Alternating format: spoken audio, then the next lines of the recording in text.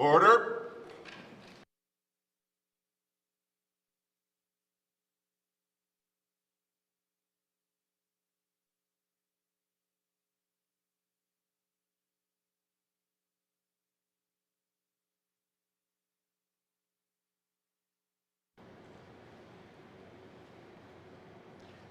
Thank you very much. It's an honor for me to do the prayer for all your wonderful, hardworking people, especially the interpreters who did a tremendous job for the last several weeks, and they will be departing home to their loved ones. And also to each and every one of you, hopefully that you will have a safe trip and safe journey home to your loved ones. So at this time, I'm going to say a few words in my language and also do the prayer in Quechua language as well. Masi na here phone. Did Zagasi on that in that not let a deal on down. Had something on that 9 decades or not down there. What he more doesn't bet in that getting the Fido Conagin did a Masilla. I mean, that easy.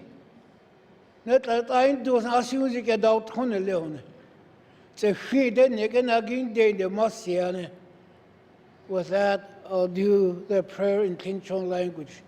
Yetave ati yedan is a chew is it out here on the Gotaya ke on the kolan is it the God in the Ninkai on the Yakan take or get in the Casinete on the what are the thoughts that it's going to do with an article on out of the only what is the one that is not here on in there. Yet how they yet done is a chew, was it out here on the must it show? Please be seated.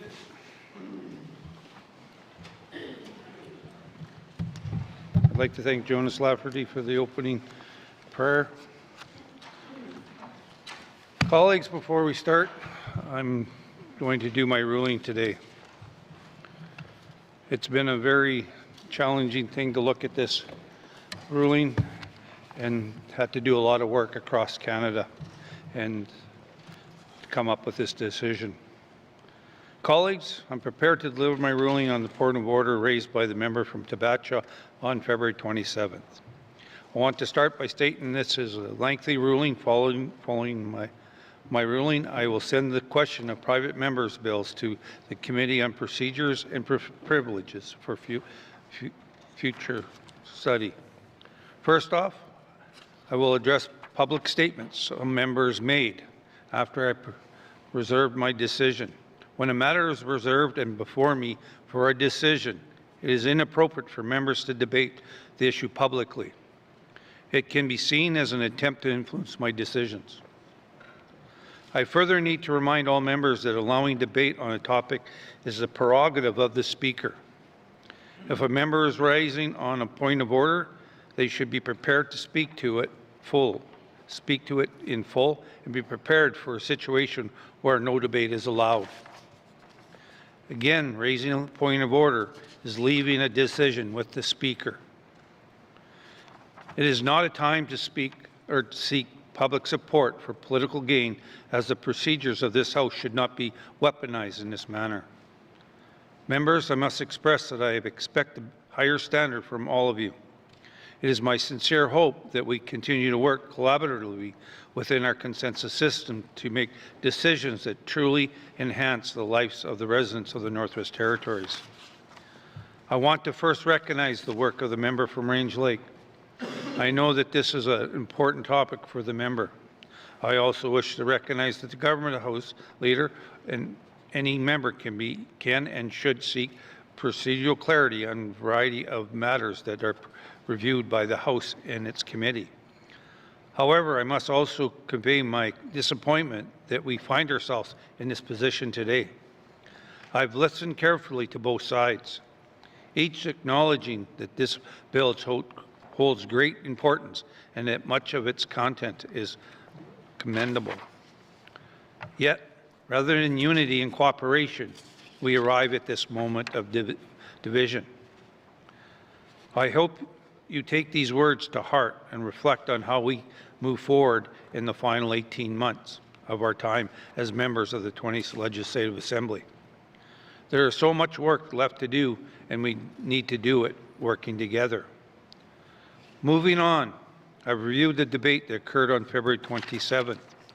I've also done extensive research on the purpose of Bill 29, as well as parliamentary processes and expectations of private member bills, both in the Northwest Territories and other jurisdictions throughout Canada and the Commonwealth. In my review, it has become evident this is an area of parliamentary procedure that is extremely nuanced and does not provide for simple ruling. The staff of the Office of Clerks were able to gather data from jurisdictions across the country and the Commonwealth, alongside review of the history of our private members' bills, to provide me with detailed information for consideration of this matter. I want to make it clear that this is a very challenging ruling. I reflect again on the additional challenges to my offices in ruling on this when members issue public statements before I've ruled. A different speaker may have come to a different conclusion than myself and have been justified to do so. In my ruling, I tried to capture both the convention of our Assembly alongside my own interpretation of rules. I wish to first highlight that a point of order differs from a point of privilege, Rule 1.73, noting that a member may always raise a point of privilege at the earliest opportunity. Ideally, a point of order is raised at the earliest possible opportunity. However, this is not required. A point of order can be raised as additional information comes to light or during debate. Private members' bill does not obtain the level of review and scrutiny that a government bill has during drafting, and government cannot rise on a point of order during a committee's review of a private member's bill. Although second reading is an appropriate time to raise on a point of order for a bill, it is not the only time available to do so. Rule 1.2 brackets 1 defines a private member's bill as a bill introduced by a member who is not a minister, which do not involve the appropriation of public funds or imposition of any tax. Rule 8.51 further provides that the Assembly may not adopt or pass any bill for the appropriation of public revenue except for a purpose recommended to the Assembly by the Commissioner in the session in which the bill is proposed. The member for Tabachip point of order is related specifically to the definition of private member's bill in Rule 1.21.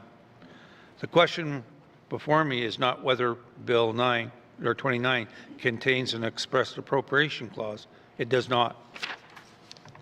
The question is whether Bill 29 nevertheless involves the appropriation of public funds in a manner that renders it inadmissible as a private member's bill, according to the definition in our rules. In assessing that question, I have considered our rules, the Northwest Territories Act, and the persuasive authorities from other Canadian jurisdictions, including the House of Commons.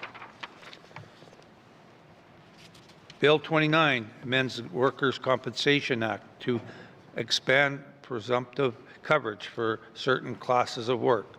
It extends presumptive PTSD coverage to a class of workers not previously defined in the Act. For firefighters, it's aimed to broaden cancer coverage, reduce latency period, and expand presumptive coverage for heart disease and heart injury.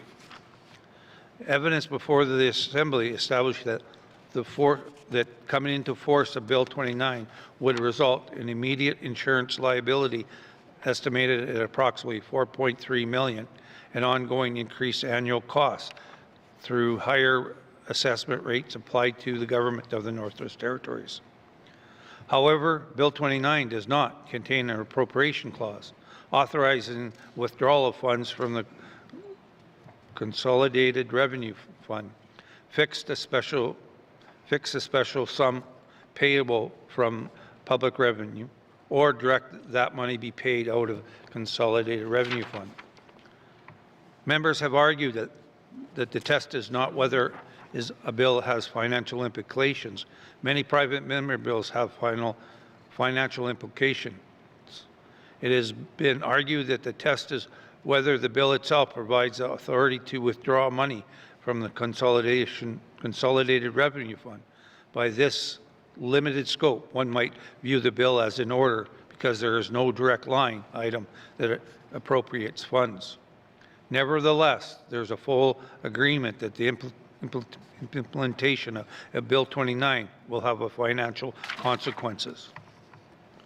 The Workers' Protection Fund is financed primarily through employees' assessments and operations separate from the Consolidated Revenue Funds.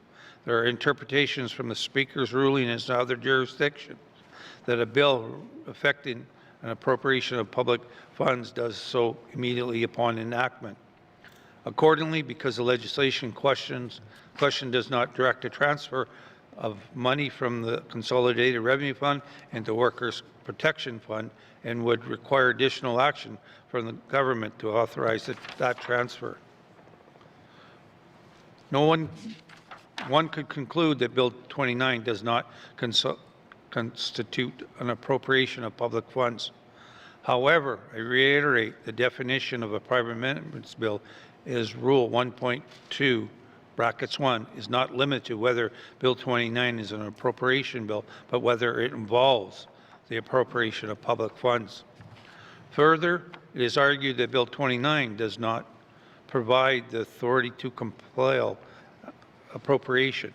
Then future private members of this bill could compel government spending on a variety of matters, all because they are representing something that is not in itself an appropriation bill. It should also be argued that insurance liability and increased assessment costs incurred by the government of Northwest Territories rise from a policy decision rather than Bill 29 itself. The Workmen's Compensation Act authorizes the Governance Council to establish the rate or basis for calculating the assessment to be paid by the employer. The Governance Council has adopted a policy model establishing that the full liability associated with presumption of coverage for firefighters be borne by the government of Northwest Territories. On this basis, it can be argued that resulting financial obligations fall on the government because of that policy choice, not because of the bill before us. Again, I represent these arguments to reflect on how this bill itself does not appropriate. However, it is in my view, it cannot be overlooked that the bill involves the appropriation of public funds. The government should or would necessarily be required to spend public money from the Consolidated Revenue Fund as a result of assuming liability for the presumption of coverage, and as such expenditures would be essential for the presumption of coverage created by the bill to be effective. It cannot and should not be ignored that the Bill 29 significantly expands presumptive coverage under the Workmen's Compensation Act. These are not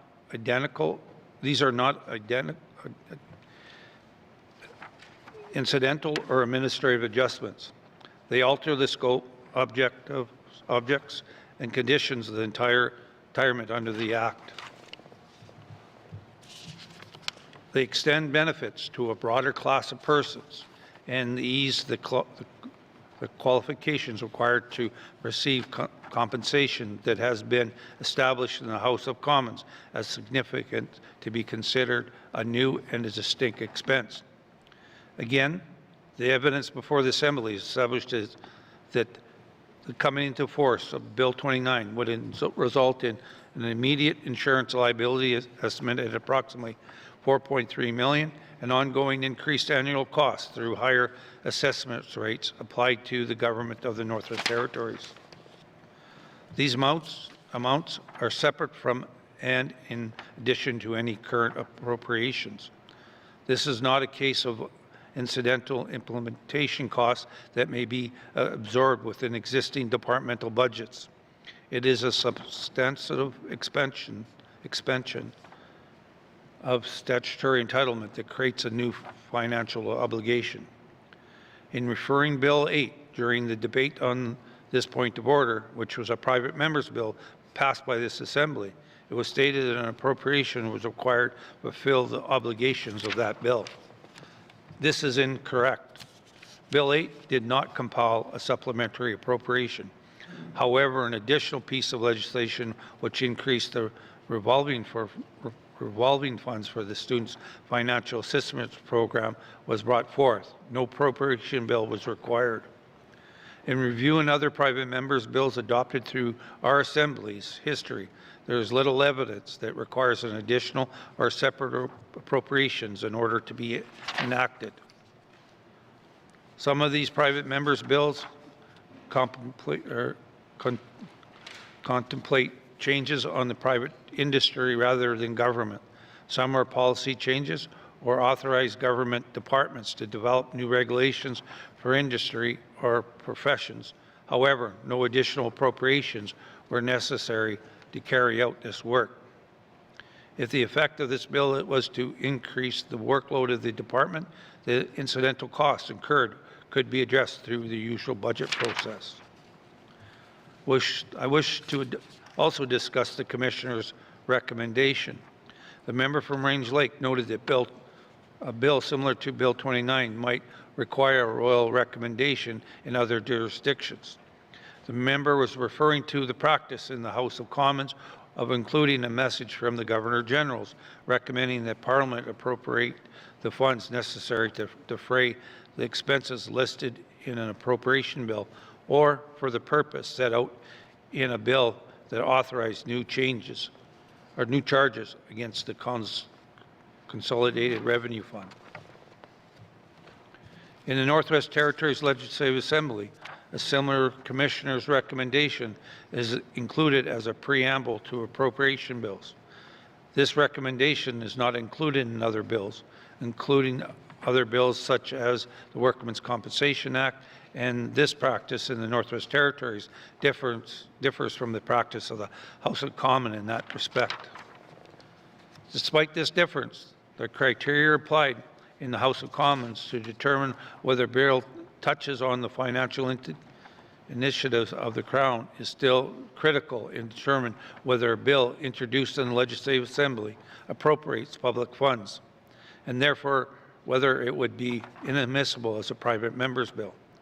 The absence of a Commissioner recommendation does not, in itself, render a private member's bill procedurally in order. In summary, I find that Bill 29 creates a new and a distinct financial obligation, resulting in a real and unavoidable expenditure of the public funds, compels the government to spend money in order to meet statutory entitlement, imposes a fixed income into the forced state that binds the executive to incur these expenses, and therefore involves the appropriation of public funds with the means of Rules 1.21. Accordingly, Bill 29 does not meet the definition of a private member's bill. There is a valid point of order. Bill 29 is not in order and will not proceed. The bill will be removed from the orders of the day. Members, this ruling should not stop us members from working together. Members on both sides of this House need to advance our shared priorities. We need to stop being adversarial and focus on working together. This is what the residents of the Northwest Territories expects us to do. Thank you, colleagues. Minister statements. Minister, the Status of Women.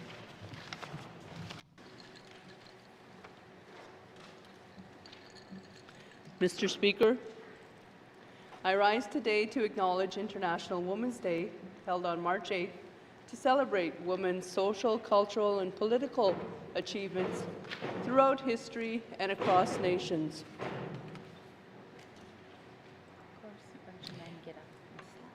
International Women's Day also provides the opportunity to showcase commitments towards gender equality, raise awareness of the gaps that persist, and highlight achievements that promote gender equity. The 2026 theme for International Women's Day is Give to Gain, encouraging generosity and collaboration to advance gender equality. This theme emphasizes the power of mutual support and supporting women through resources, time, and mentorship. Give to Gain emphasizes the importance of giving attention and effort to gender equity to gain long-term equality. Contributing to women's advancement helps create a more supportive and interconnected world. When women thrive, we all rise. Mr. Speaker, gender inequality remains deeply entrenched in our society, despite decades of effort. Progress has been hard-won in areas like economic participation, political representation, and combating gender-based violence. We need collective action to protect these gains and to prevent backsliding on women's rights, access to equitable services, advancement in the workplace, in education spaces, and in society. The young women and girls of today will be the leaders of tomorrow. We need to support them so they can reach their full potential, providing access for women to education, suitable housing, health care, employment, and childcare not only supports women, but it benefits society by helping to build a sustainable economy and strengthen support networks. When we address the gaps along the social service continuum, we do our part to ensure all women and girls can achieve their full potential. Mr. Speaker, we recognize that women face ingrained societal hurdles, systemic barriers, and gender-based discrimination. These obstacles perpetuate a cycle of gender inequality. We must work together to develop and implement strategies to prevent violence against women and girls. We must dismantle systems that disadvantage women, and we must keep updating our policies and programs so they truly support to promote the advancement of women in leadership positions. We must ensure that services are equitable and that we remain committed to keeping women and girls safe in the Northwest Territories. This work is ongoing, but I believe we can continue to make meaningful progress. Give to Gain is a global call to action. It is an invitation to contribute what you can, whether that is your support, your time, or your knowledge. It highlights how personal commitment paired with coordinated efforts can meaningfully elevate and amplify the focus of gender equality. I thank all women across the Northwest Territories for their invaluable contributions to our communities, our families, and our workplaces today and every day. Women have always given to gain, and they continue to do so in a million unseen ways. This translates into strong families, connected communities, and healthy environments. I encourage everyone to give strategically on this International Women's Day and make targeted contributions to women's events, causes, services, and gender equity advocacy. When women thrive, again, we all rise. I invite each member of the Legislative Assembly to join me in recognizing International Women's Day 2026. Koinaini, Mr. Speaker. Thank you, Minister. Responsible status of women. Minister statement. Minister of Infrastructure.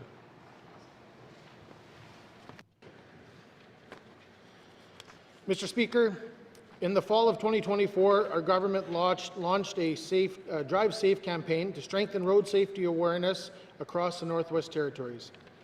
Today, I am pleased to provide an update on the work and how it continues to support safe communities and travel for Northerners. There are nearly 27,000 licensed drivers in the Northwest Territories. Our roads connect communities, support essential supplies, and enable movement of goods and fuel and supplies throughout the Northwest Territories. Many of these roads include long, isolated stretches, limited services, and sometimes challenging conditions that demand careful planning and responsible driving. Mr. Speaker, since its launch, the Drive Safe campaign has evolved into a year-round program that reflects how people travel in the North. Seasonal mini-campaigns focusing on winter driving, winter roads resupply, back-to-school safety, new driver and youth safety, impaired and distracted driving, wildlife on the highway, ATV and snowmobile safety, and the importance of getting home safe. This approach recognizes a simple reality. Road safety in the Northwest Territories looks different than it does elsewhere, and the conditions can change quickly at any time of the year. Wind, snow, ice, fog, wildfire smoke, winter roads made of packed snow and ice, and gravel roads all affect how safely people can travel. These risks exist year-round and require drivers to plan ahead, slow down, stay alert, and adjust to the conditions in front of them. Mr. Speaker, road safety is not something the government can deliver on its own. While our government is responsible for maintaining infrastructure, providing timely information, and supporting enforcement and education, every driver has a responsibility to be prepared for their travels. That means checking road and weather conditions before heading out, planning fuel and rest stops, carrying emergency supplies, and driving with caution.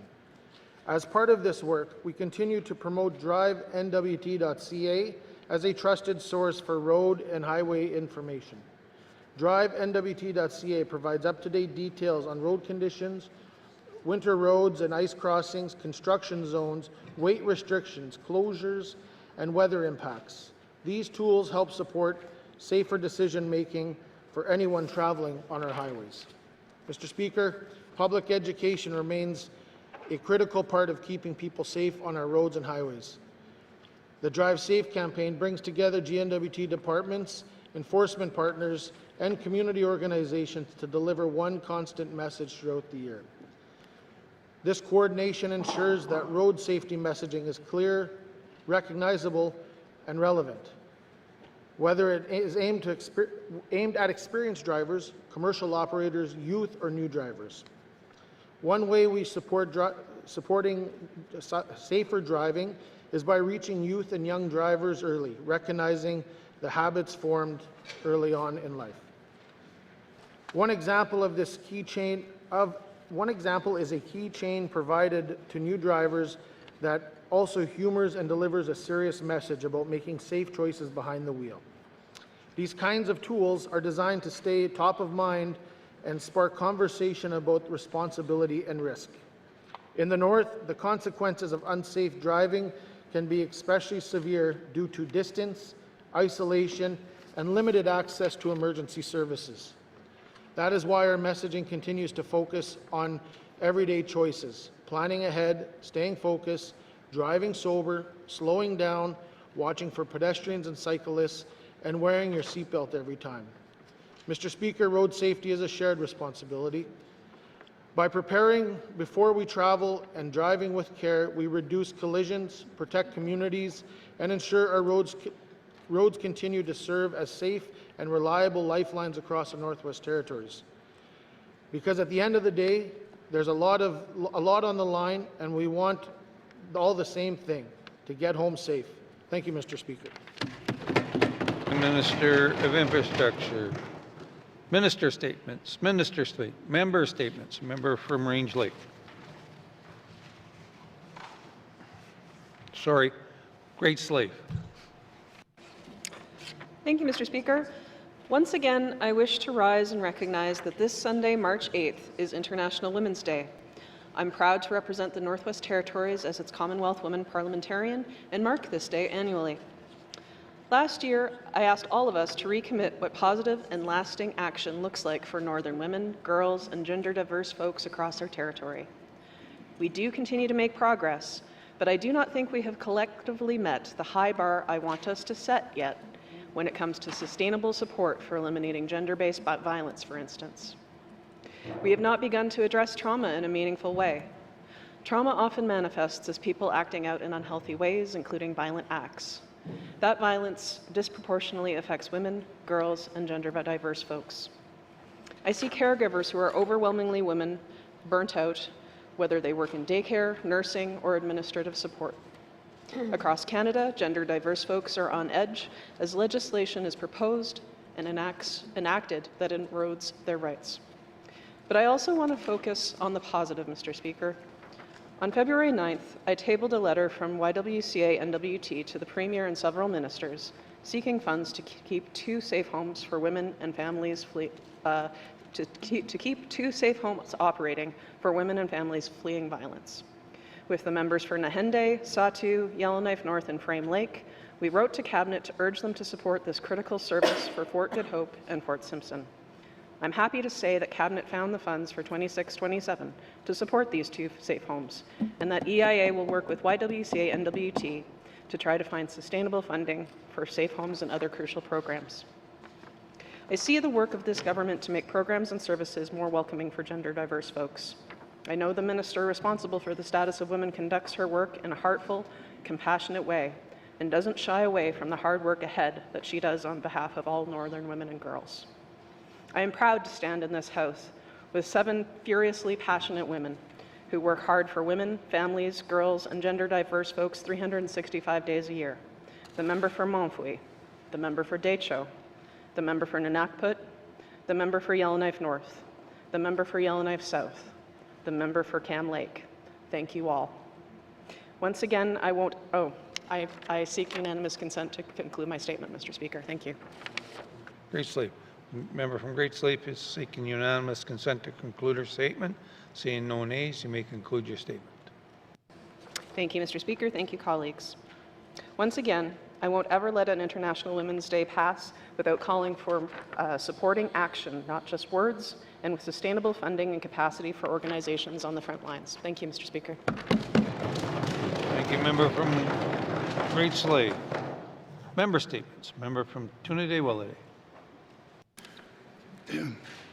Mr. Speaker, as this long legislative session comes to close, I want to thank everyone who supports us in this chamber, my colleagues, our dedicated staff, my constituents, and especially my family who supports me, makes everything I do possible. I want to start by thanking my wife, my family, our puppies, Lilo, Rocky, and Sophie, as well as my extended family and relatives. I want to thank all my colleagues, our speaker, and the clerk's office. I want to thank all my constituents, local leaders for bringing forward their issues and concerns from Deda, Dilo, Futsuke, and Fort Resolution. I want to thank my constituent assistant Taylor Pagado and Warren DeLorme. I want to thank all those Legislative Assembly staffs from the library research team to members, services, and public affairs for making work run smoothly. Mr. Speaker, I want to say a big Masi Cho to all the translators here today. I want to say Masi Cho for being here for us and supporting us, especially Jonas Lafferty and Mayor Rose Sundberg. Also, the Legislative Assembly technician for their hard work bridging our proceedings to the people in our Indigenous languages. I want to wish all the NWT Arctic Winter Games athletes good luck as they head to Whitehorse, Yukon, especially those from Deda, Dilo, Futsuke, and Fort Resolution. Safe travels, have fun, and stay safe. It's getting close to the springtime, so enjoy the spring weather and all the spring carnivals, festivals happening throughout the NWT. The Yellowknife Indian First Nation Spring Carnival is from March 20 to 22, 2026, and the Fort Resolution Spring Carnival is from March 16 to March 22, 2026. Come out and enjoy yourself. Bring the family and kids. Mr. Speaker, in closing, I would like to say keep safe, watch out for one another, offer support to each another, and have a safe trip home. And I want to God bless all my colleagues. Mercy. Thank you, member from Tunde-Wellade. Member statements. Member from Mackenzie Delta. Thank you, Mr. Speaker. Mr. Speaker, I rise today to speak about the practice that many residents across the Northwest Territories revisit and question each year, the ongoing use of daylight savings time. Twice each year, residents across the territory adjust their clocks forward in the spring and back again in the fall. While this may appear to be a minor change, it can disrupt daily routines, affect sleep patterns, and create challenges for many people. Families, workers, and elders are often feel the effects as they adapt to the shift in time. For shift workers, parents with young children, and those already managing busy schedules, even a 1-hour change can be difficult and may influence overall well-being, safety, and productivity. Mr. Speaker, the Northwest Territories differs greatly from the southern regions, where daylight savings time was first introduced to better align daylight with daily activities. In the north, we already experience significant seasonal shifts in daylight. During the winter months, daylight hours are very limited, while in the summer the sun remains visible late into the evening. Adjusting the clocks does little to change these natural patterns. Daylight savings times was originally introduced to conserve energy and make better use of daylight during working hours. However, in today's world with modern technology, changing work habits, and new energy practices, many experts agree that these benefits are now minimal and no longer relevant. What remains is a system that disrupts routines twice a year while offering very little practical advantage. Across North America, many jurisdictions are taking note of these concerns. Several are reviewing the practice of or considering this elimination in favor of consistent year-round time.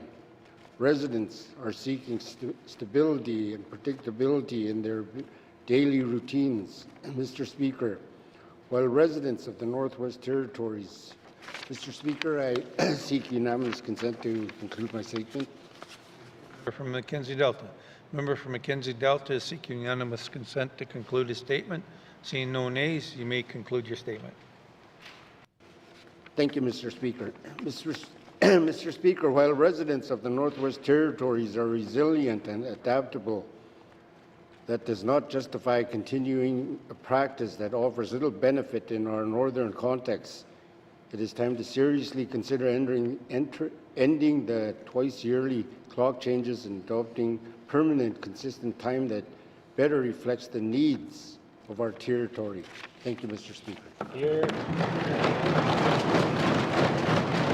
Thank you, member from Mackenzie Delta. Recognition of visitors in the gallery. Sorry, member statements. Oh my goodness. Member from Mophie. Thank you, Mr. Speaker. Mr. Speaker, this weekend, people around the world will gather to celebrate International Women's Day. Today, I recognize and honor the women across the Northwest Territories and special acknowledgement to the Klutcha women and girls in my region. Women are at the heart of our communities as mothers, grandmothers, daughters, sisters, aunties, and cousins. They help shape the lives of those around them and carry forward the knowledge and traditions that connect our people. Mr. Speaker, mothers in particular carry a tremendous responsibility.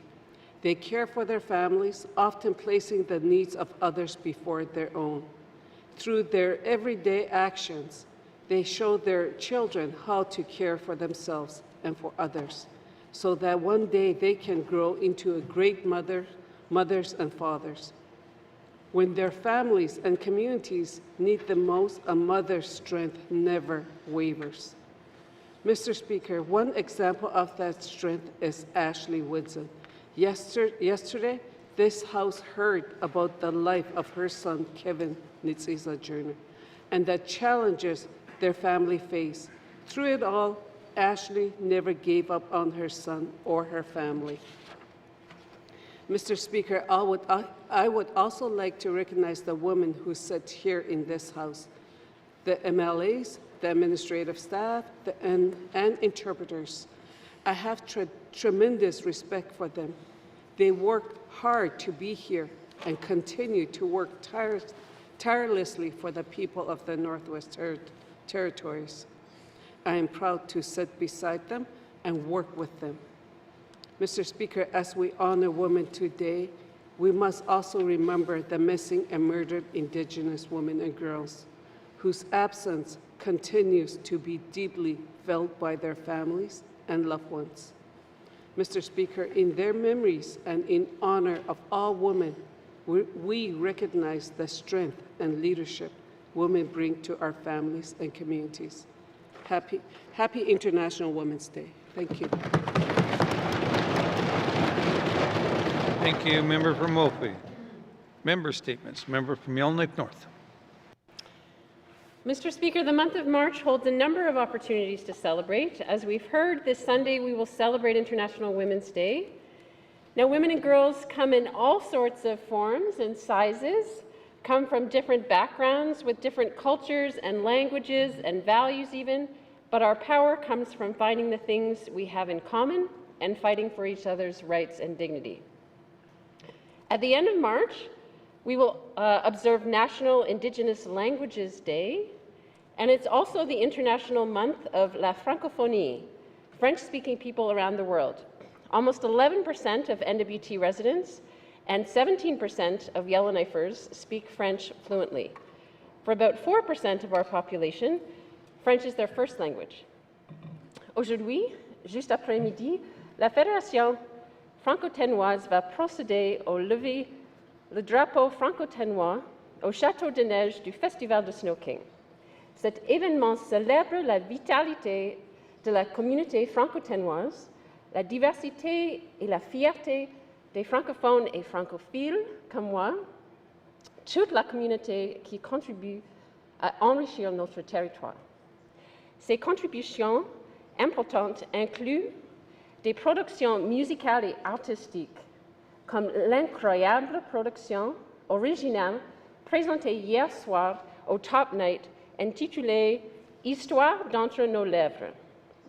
Je tiens à féliciter mes amies Marjolaine Chevet et Aida Nsiri pour le travail créatif et conséquent qui fait honneur à la vie des femmes et leurs expériences. Mr. Speaker, happy International Women's Day. Let's take time this month to appreciate the Indigenous language speakers and the French language speakers amongst us. And I wish everyone safe travels as folks head home or to the Arctic Winter Games or to their other holidays. Thank you. Merci. Thank you, member from Yellowknife North. Member statements. Member from Nuvik-Boot Lake. Thank you, Mr. Speaker. Mr. Speaker, as many have said in this House, spring is just around the corner, and for the folks in my region, that means that it is Jamboree season. Everything kicks off, Mr. Speaker, on April 2nd with the Mad Trapper Jamboree in Aklavik, then the Muskrat Jamboree in Inuvik from April 10th to the 13th, Peel River Jamboree in Fort McPherson, April 17th to the 19th, in Sigachik, the Mackenzie Jamboree from April 24th to the 26th, and finally the Beluga Jamboree in April 24th to the 27th in Tuktoyaktuk. I just want to give a big shout out to all the organizers for these events. It's an opportunity to celebrate culture, games, and of course my favorite, the food. And I encourage, if you are visiting any of these regions or up in the Beaufort Delta or Mackenzie Delta, to please come out, enjoy, and meet some great people, and participate in some fun games, and enjoy the sunshine and the weather. Also, safe travels. It's been a bit of a grind for us this past few weeks, obviously, as many have said. So safe travels to my colleagues as you go back to your home communities and see your loved ones and get a little rest before we get back at it again. Thank you, Mr. Speaker. Thank you. Member from Nunavut Lake. Member statements. Member from the Date Show. Merci, Mr. Speaker. Cecilia Cheryl Yakalaya Shuje da Choguayama Leate. Ajon Joasiti Deneguali Sita Masi Karikotli Qua Duten Nezuna Wonton. Mr. Speaker, I want to thank my family and constituents and everyone here for all the support we've been given during the time here. As the days grow longer and the warmth of the spring begins to return, communities across the Northwest Territories are again preparing for one of our most cherished traditions, Spring Carnival season. This time of year brings Northerners together to celebrate culture, community, and the enduring spirit that defines life across our territory. In the coming weeks, residents will have the opportunity to participate in a wide range of festivities. Among those is the Bison Jamboree in Fort Providence from March 21st to the 29th, a long-standing community celebration featuring events such as sports, poker rallies, snowmobile races, sliding parties, bingos, talent shows, and traditional competitions like tea boiling, snowshoe races, and log sawing contests. Farther north, the Nuvik Muskrat Jamboree will take place, one of the Arctic's longest-standing spring carnival celebrations, complete with traditional games, skidoo races, dog mushing, and cultural contests judged by local elders. Across the territory, additional events from the Beaver Tail Jamboree to the Mad Trapper Rendezvous to Wood Buffalo Frolics all round out a vibrant and diverse carnival season that brings people together in the spirit of fun, tradition, and northern resilience. These festivals are spaces where cultural is celebrated, where our communities gather, and where the past and present meet. I encourage all Northerners to participate in these celebrations, whether by attending events, supporting local vendors, volunteering, or simply gathering with friends and family to enjoy the return of spring. Our carnivals are more than festivities. They are a reflection of who we are as Northerners, strong, connected, and proud of our heritage. As we welcome the new season, let us come together to honor our traditions, support our communities, and celebrate the arrival of spring carnivals across the Northwest Territories. And I want to wish safe travels to all my colleagues here that have to travel home. Until we meet again, merci, Mr. Speaker. Thank you. Member from the Date Show. Member statements. Member from the Sahtu. Thank you, Mr. Speaker. It gives me proud feelings of wearing my traditional jacket given to me by my late uncle, Chief Charlie Barnaby, who was a leader for 16 years in our home community and how has emphasized the need of working together. Mr. Speaker, as we close this sitting, I want to speak about significant economic opportunities on the horizon for the Northwest Territories and the critical importance of being ready to seize those opportunities. We are at a pivotal point. Major federal investments could transform our economy, strengthen our communities, but opportunity without preparation is just potential left unrealized. Mr. Speaker, we must develop a comprehensive economic readiness plan that ensures Northerners benefit from these investments. I highlight bullet point number 1, Arctic Infrastructure Fund. Number 2, dual airport expansion. Number 3, military homes. Number 4, YZF improvements. Number 5, 3 advanced mineral industry developments. Number 6, the Thlogolini self-government. And lastly, the Mackenzie Valley Highway. Additionally, Mr. Speaker, the Arctic Energy Security Corridor has been confirmed as one of Canada's most abundant regions for mineral exploration, with potential for lithium, cobalt, copper, zinc, gold, and diamonds. The 2025 Mineral Potential Study identified 1,721 mineral showings containing 19 different critical minerals across our territory. Mr. Speaker, these aren't just federal announcements happening to us. They're opportunities we must actively prepare for. We need an economic readiness plan that addresses our infrastructure deficit, workforce development needs. Mr. Speaker, I seek unanimous consent to conclude my statement. Masi.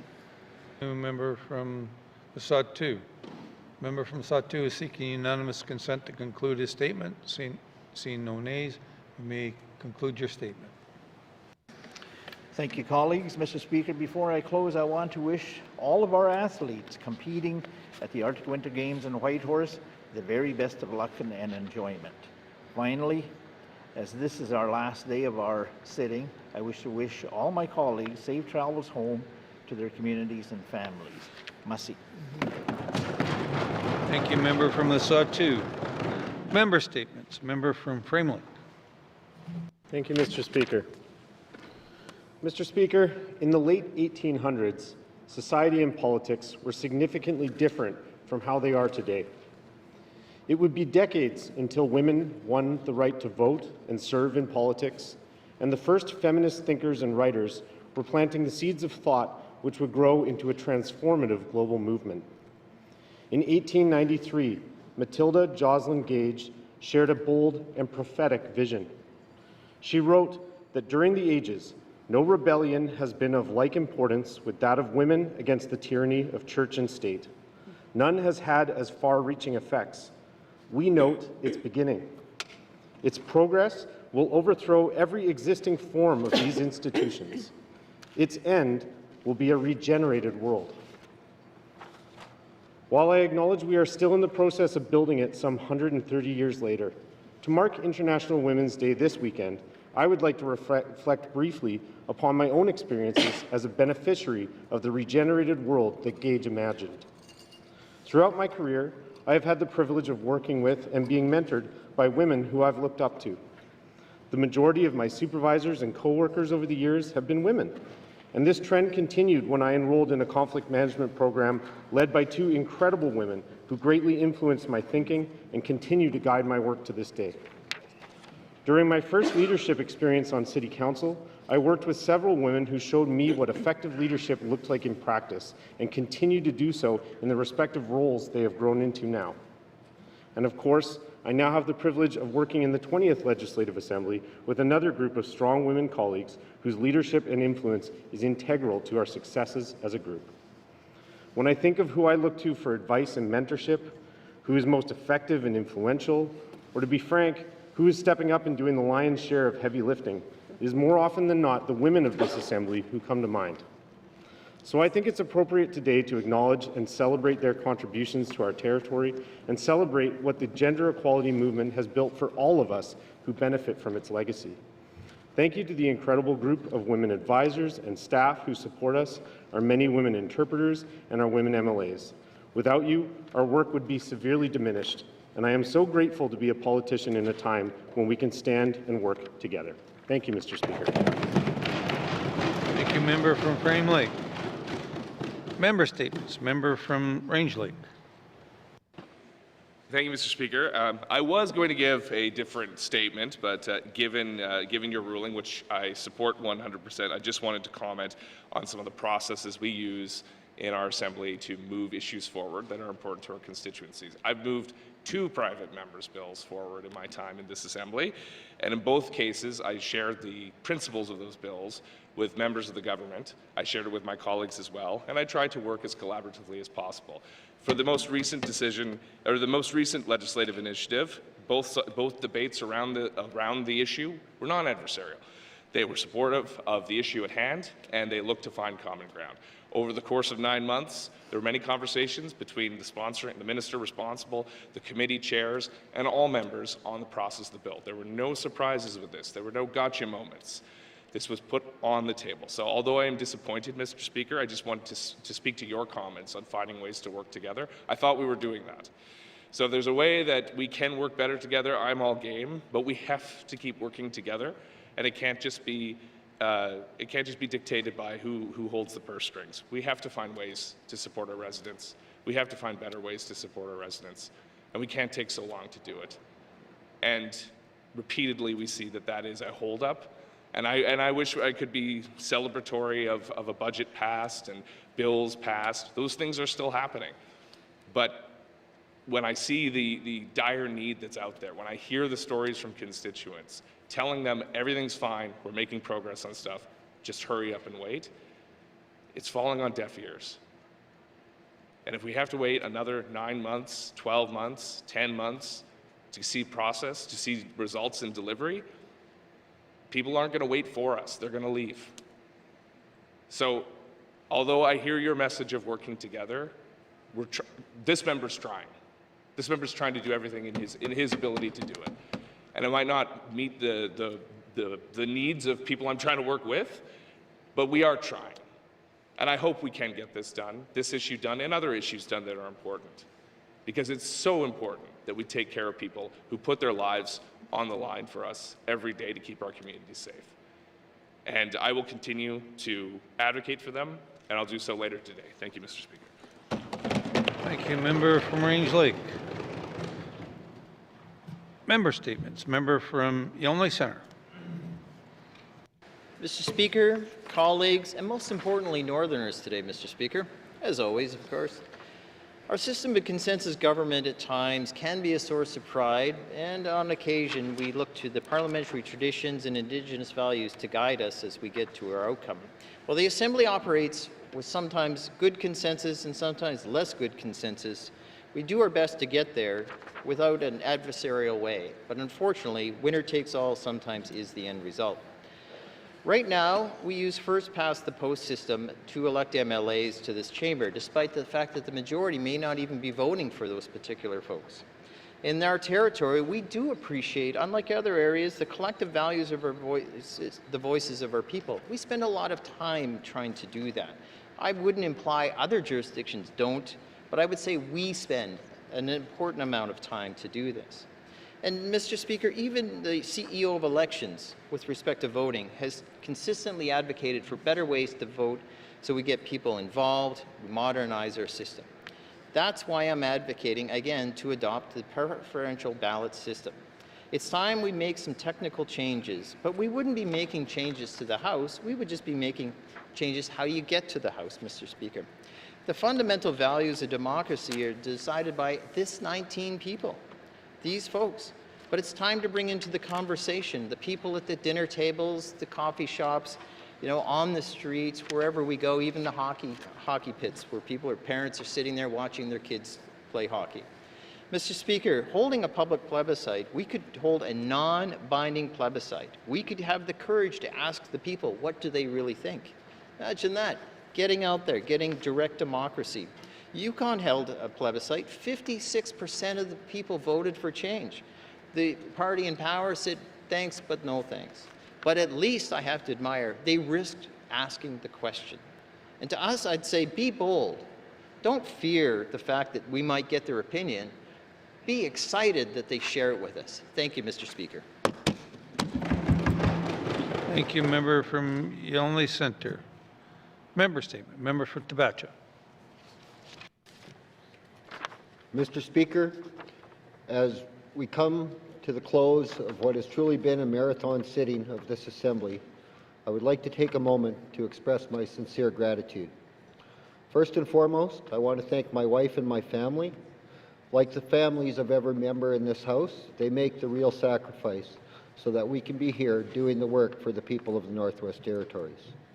Time away from home is never easy, and their patience, understanding, and encouragement make it possible for me to serve the residents of Tabacha and all Northerners. I know every member here shares the same appreciation for the support of their loved ones. I also need to thank the constituents of Tabacha and my constituency assistant, Sarah Morris, who's back in Fort Smith holding down the fort. I would also like to recognize and thank all members of the Legislative Assembly. While we may not always agree on every issue, we all come here with the same purpose, to do our best for the people we represent The long hours, the debates, the committee work, the difficult decisions are all part of that responsibility, and I respect the dedication that each member brings to this chamber. I want to extend my sincere appreciation to the public service and to the staff of the Legislative Assembly. Much of the work that keeps this institution functioning happens behind the scenes. Your professionalism, participation, and commitment ensures that members are able to do our jobs effectively.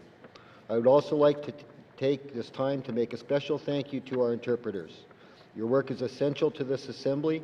You help ensure that our proceedings are accessible and respectful of the many languages of the Northwest Territories. And your dedication during these long days and late evenings has not gone unnoticed.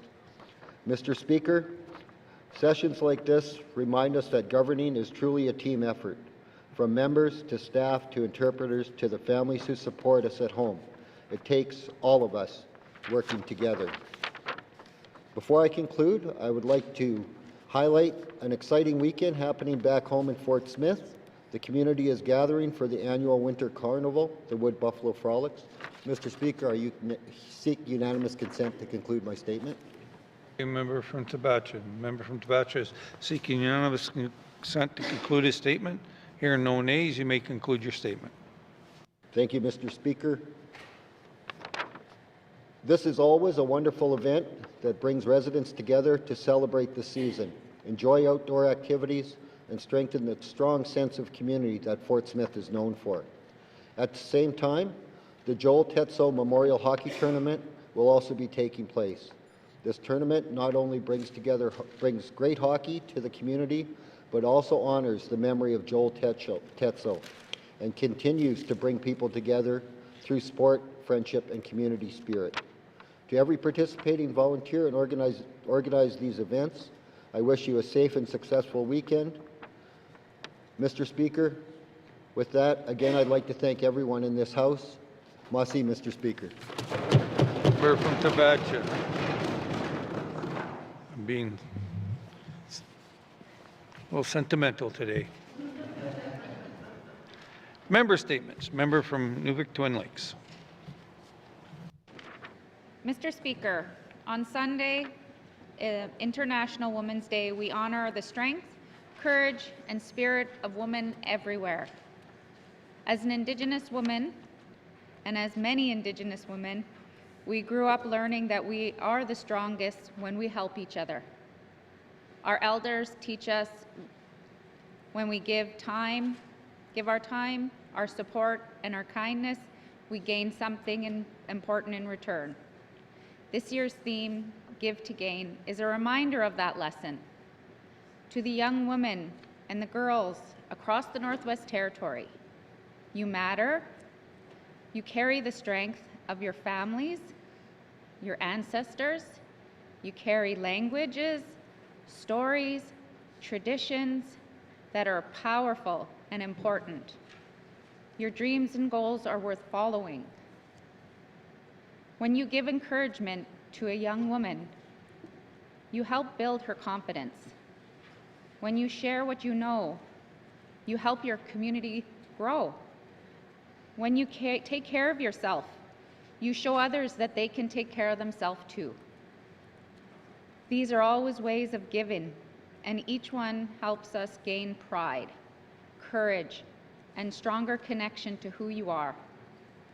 Today we honor women who came before us, our mothers, our grandmothers, our aunties, knowledge keepers, and community leaders.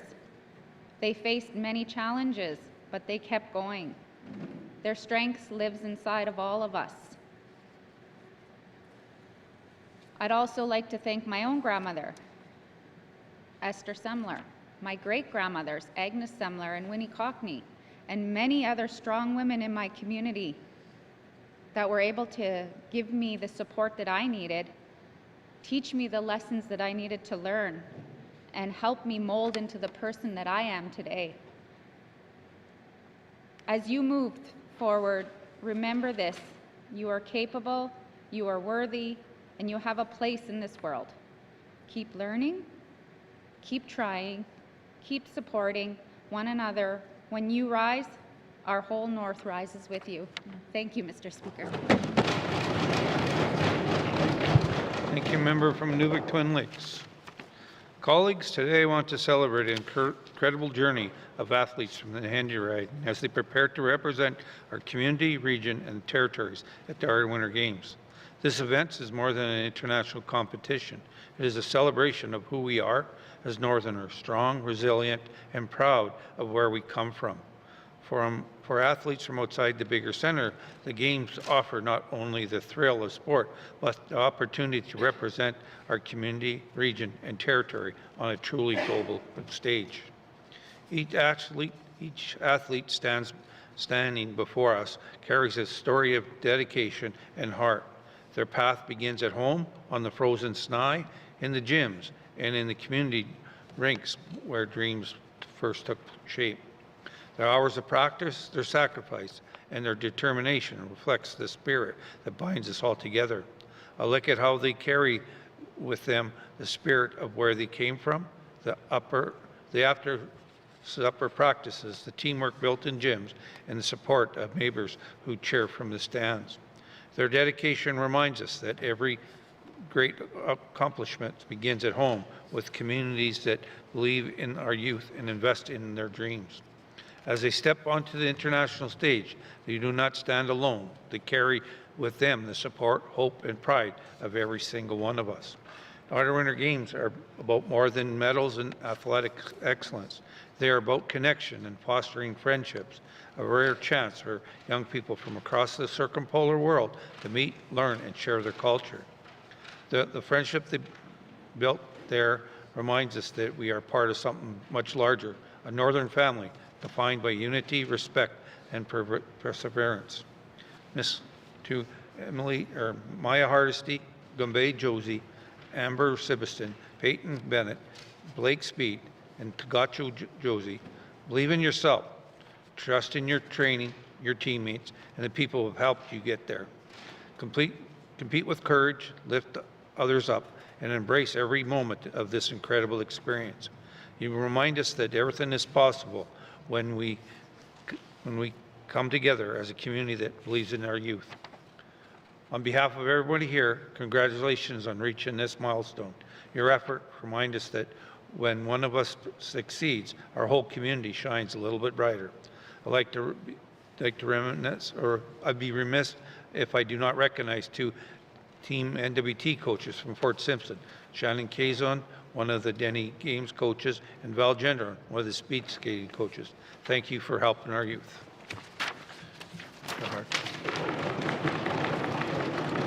Member statements.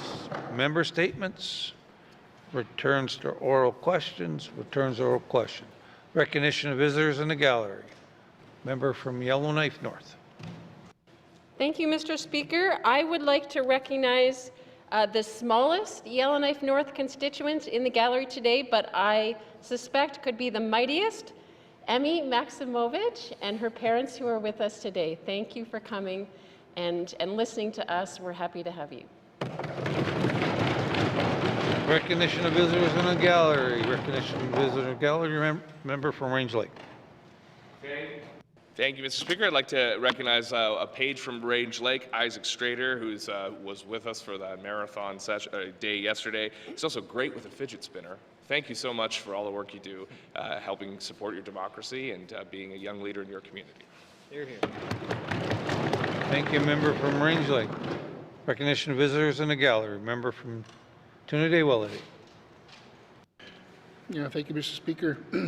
In my member statement, I forgot to include the Triple One translator, Dennis Draghi. I'd just like to recognize him. And I'd like to recognize all the visitors here today. Thank you. Member from Trinidad-Willity. Recognition of visitors in the gallery. Recognition of visitors gallery. If we've missed anyone in the gallery today, welcome to your chambers. No, I didn't see people. Sorry. Member from Mophie. Thank you, Mr. Speaker. Mr. Speaker, I want to acknowledge and recognize all the interpreters here, Jonas and Miro Sundberg as well, for their hard work in keeping our language alive. Thank you. Member from Mophie. Recognition of visitors in the gallery. Member from Mackenzie Delta. Thank you, Mr. Speaker. I too would like to recognize all the interpreters who did a great job throughout the session period, and especially yesterday, went above and beyond their duties. I'd like to specifically point out Eleanor and her sister Karen. Thank you, Mr. Speaker. Thank you, member from the Mackenzie Delta. Recognition of visitors in the gallery. Member from Frame Lake. Thank you, Mr. Speaker. Thank you, Mr. Speaker. I'd just like to join my colleagues in a chorus of thank yous and support and recognition of our interpreters and the wonderful work that they do. I particularly appreciate the prayers that they share with us every morning. It really helps ground me and it helps me set up for what are often very difficult days. So I want to thank them and also the various support staff in the building that we always need to acknowledge at the end of this long session. They truly are the engine that keeps this thing running, and I deeply appreciate their work. So thank you, Mr. Speaker. Thank you, member from Frame Lake. Recognition of visitors in the gallery. Member from the Date Show. Thank you, Mr. Speaker. I too rise and want to acknowledge and recognize our interpreters, Mary Jane Kazon and Sarah Gargan from Providence, and for keeping our language alive. Must see. Thank you. Recognition of visitors in the gallery. Recognition of visitors in the gallery. Member from the Sawtoo. Thank you, Mr. Speaker. I too will join my colleagues in recognizing and the hard work our staff does behind the scenes here, the interpreters behind the glass and the clerks, the staff on the first floor, second floor. Thank you, everybody, and enjoy the spring coming months. Thank you, member from the Sawtoo. Recognition of visitors in the gallery. Member from Great Slave. Thank you, Mr. Speaker. I too want to join in gratitude for the interpreters and the wonderful work they do to keep our languages alive and shared with the people of the Northwest Territories. I also want to thank the broadcast team, who also puts in long hours to make sure we're heard. And I want to thank all of the table staff, the clerk staff, the Speaker's office staff, and the minister staff, who indeed keeps this building running smoothly and makes it all look very magical indeed. Thank you, Mr. Speaker. Thank you, member. Recognition of visitors in gallery. My favorite person from Inuvik Boot Lake. Giving you some love. Never forgotten, Mr. Speaker, I know. Thank you. Mr. Speaker, I'd like to recognize Emmy's mom, Chelsea Maximovich, who's a member of our staff, our clerk staff at AOC. Mr. Speaker, the hardest working member, I think, in this building.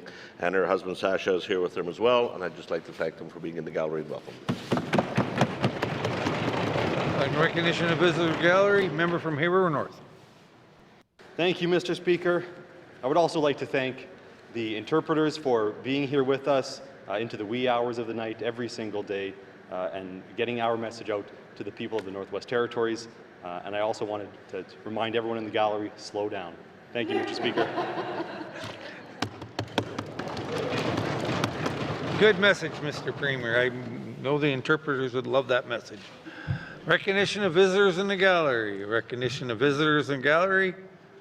If we missed anyone today, welcome to your chamber. Thank you allowing us 19 people to represent the people of the Northwest Territories. I hope you are enjoying the proceedings. It's always nice to see people in the gallery.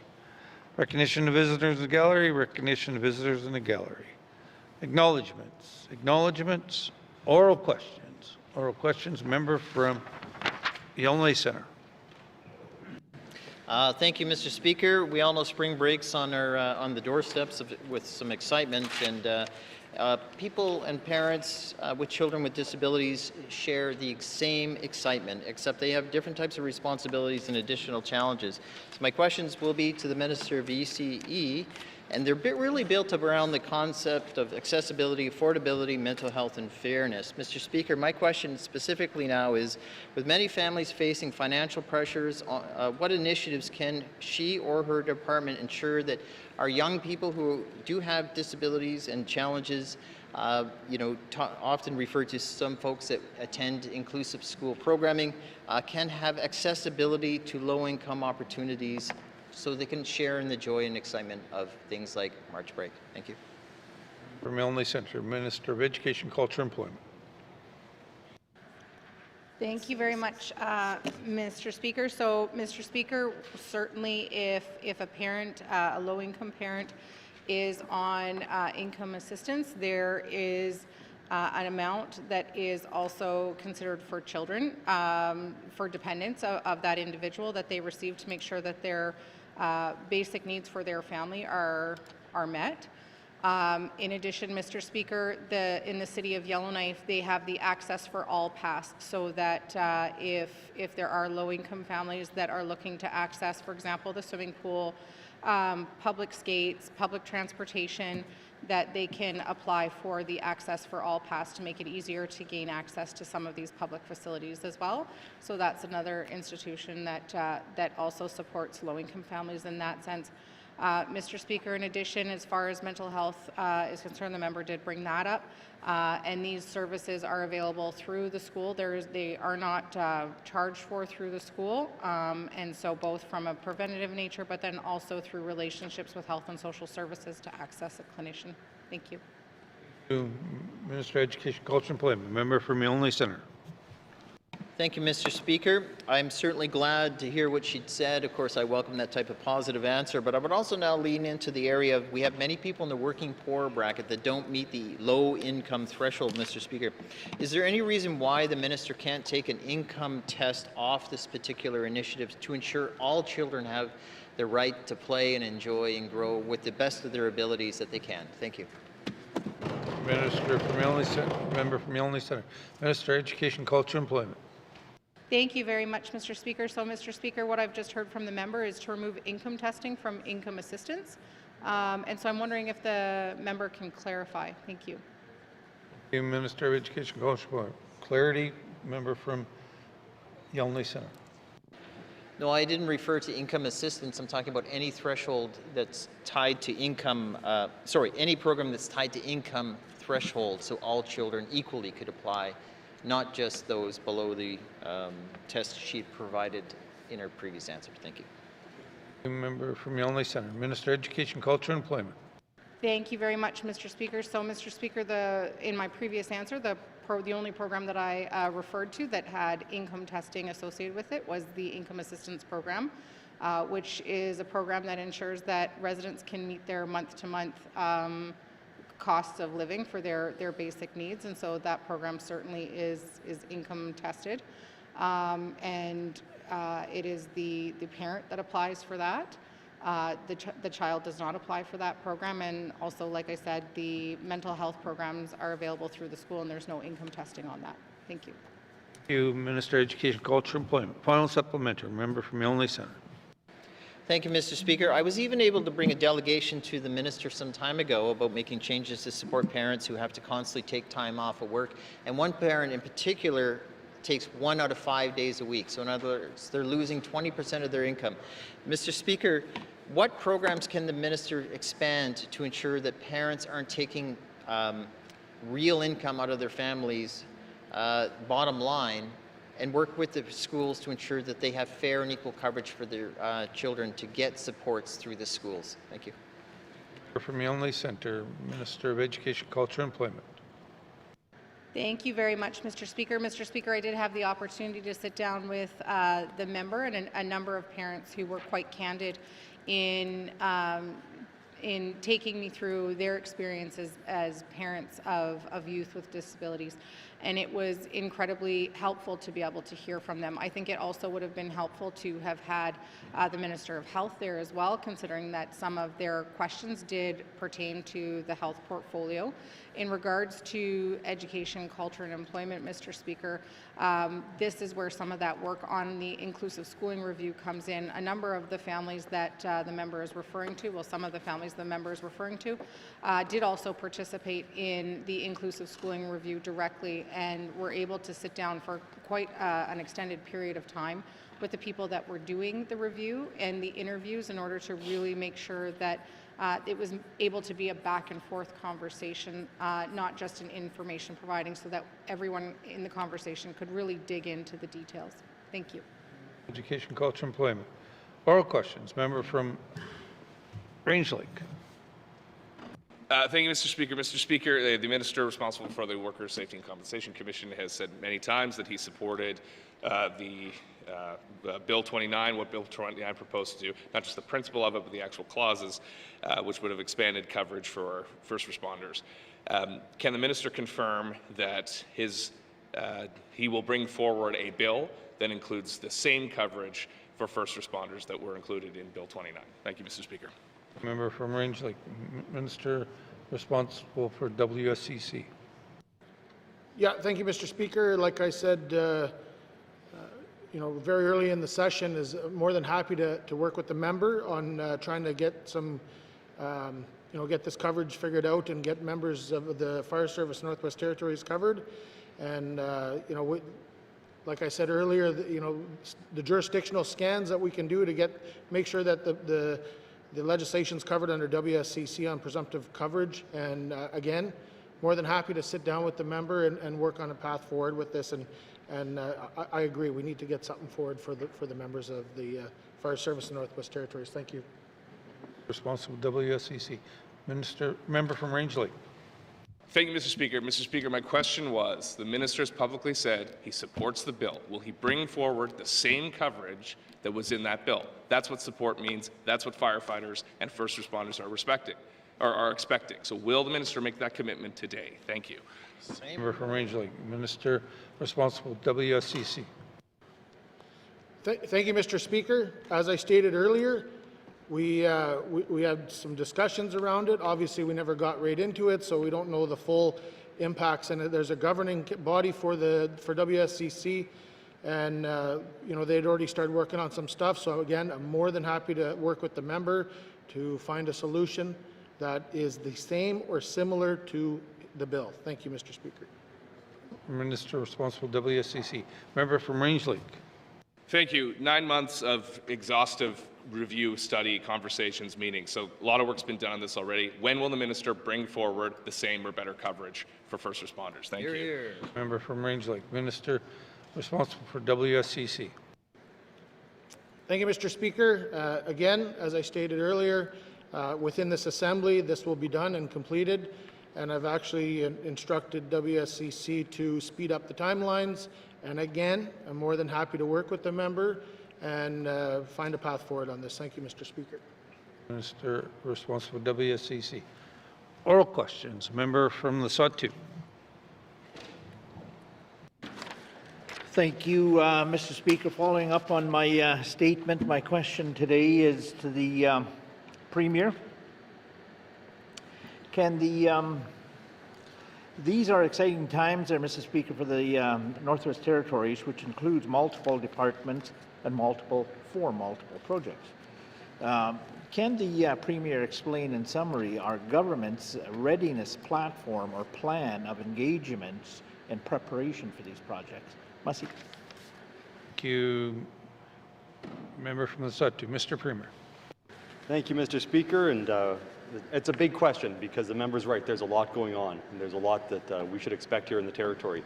In terms of investments from the federal government, there's, of course, the D&D side of things, and we've been advancing the Mackenzie Valley Highway, Arctic Economic Security Corridor, and Tulsan, and lobbying hard for many years now for those. But we're at the point where we feel like we need to be shifting from lobbying to preparing and mobilizing to actually ensure that these projects get done in a timely fashion, and that the people of the Northwest Territories reap the benefits of construction and the ongoing operation of these projects. And so we are working to ensure that we have all of our ducks in a row.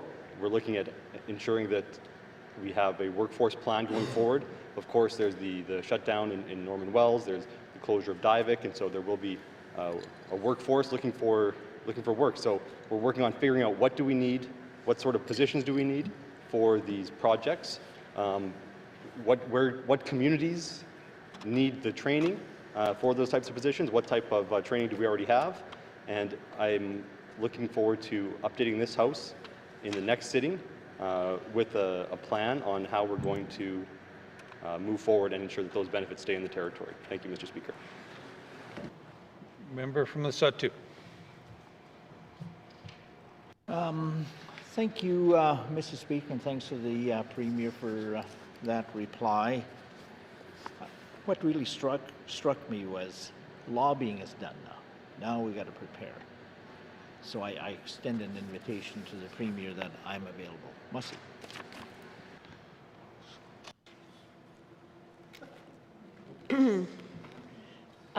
Mr. Speaker, I have questions for the Minister of Finance on services and policies related to francophone employees, which I would like to ask in French. Monsieur le Président, j'ai des questions pour la ministre des Finances au sujet des employés franco-tennois. Premièrement, est-ce que le gouvernement fait des efforts pour recruter dans la fonction publique des francophones ou des gens qui parlent couramment le français? Merci. Merci, Monsieur le Président. Thank you, member from Yellowknife North. Minister of Finance.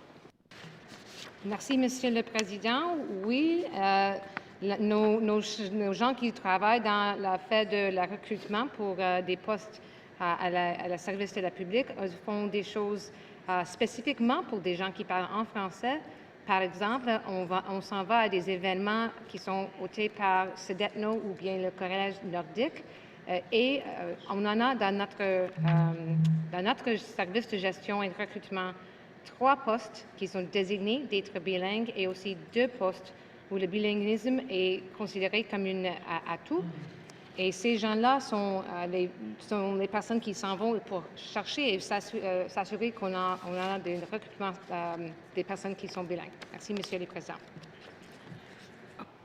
Thank you, Minister of Finance. Member from Yellowknife North.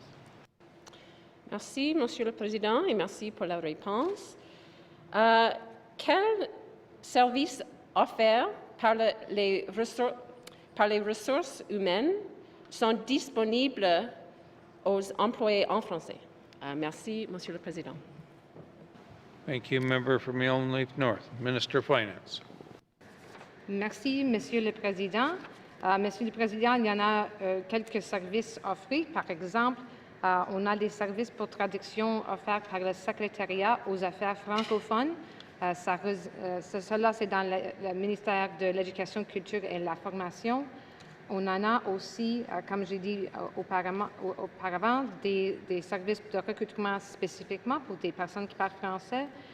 Et, Monsieur le Président, aussi, on en a des services pour des cours qu'on offre à nos employés afin de leur assurer, de leur aider à améliorer leur langue. Merci, Monsieur le Président.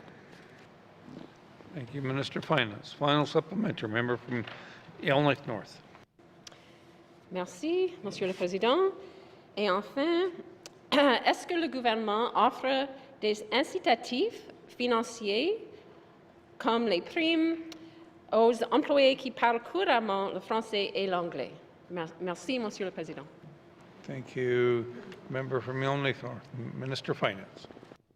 Merci, Monsieur le Président. Oui, on en a des primes qu'on offre à des employés non seulement qui parlent français bilingue, mais aussi pour des employés qui sont bilingues dans une langue autochtone.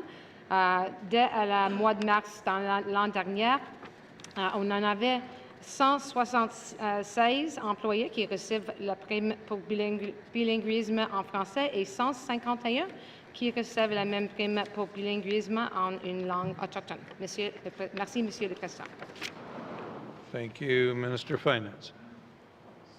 Oral questions, member from Range Lake. Thank you, Mr. Speaker. Mr. Speaker, I'm going to return the minister responsible for the Worker Safety and Compensation Commission. He just mentioned that he has asked the WSCC to speed up legislative development to bring forward the coverage, increased coverage for first responders. So what does that mean? Speed up from what? We need some timelines here. Saying in the fullness of time or saying by the end of the term, that's not reliable. I'm looking for clear commitments. We need them now, especially because we've just lost 9 months. Thank you, Mr. Speaker. From Range Lake, Minister responsible for WSCC. Thank you, Mr. Speaker. I guess we can go back and forth on this forever, but I'm just going to state that I've asked the WSCC to work on this and speed it up, and I'm hoping to hear back from the department on how quickly this can be done, and that's all I'm going to say for now. Thank you, Mr. Speaker. Minister responsible for WSCC. Member from Range Lake. Thank you, Mr. Speaker. Can the minister commit to have a legislative proposal in place by the May-June session for the Standing Committee on Accountability and Oversight to review? Thank you, Mr. Speaker. Member from Range Lake. Minister responsible for WSCC.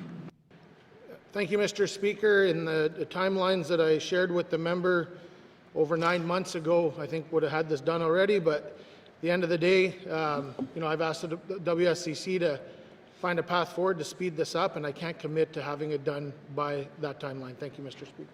You're responsible for WSCC. Final supplementary. Member from Range Lake. Thank you, Mr. Speaker. Mr. Speaker, this would have been done today if things had gone differently. Anyway, Mr. Speaker, we need a commitment. If he can't do May, June, can he do the fall sitting? Thank you. Minister or member from Illinois for Range Lake. Minister WSCC. Thank you, Mr. Speaker. I'm not committing to a timeline. Thank you. Minister responsible for WSCC. Oral questions. Oral questions.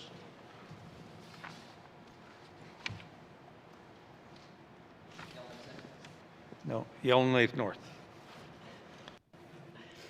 Thank you, Mr. Speaker. So now I have questions for the Minister of Education, Culture and Employment on services to Northern Francophones, which I will ask in French again because that was so much fun. Monsieur le Président, j'ai des questions pour la ministre de l'Éducation, de la Culture et de la Formation au sujet des services pour les Franco-Ténois. Le GTNO a mis à jour ses standards relatifs aux communications et aux services offerts en langue française en août 2024.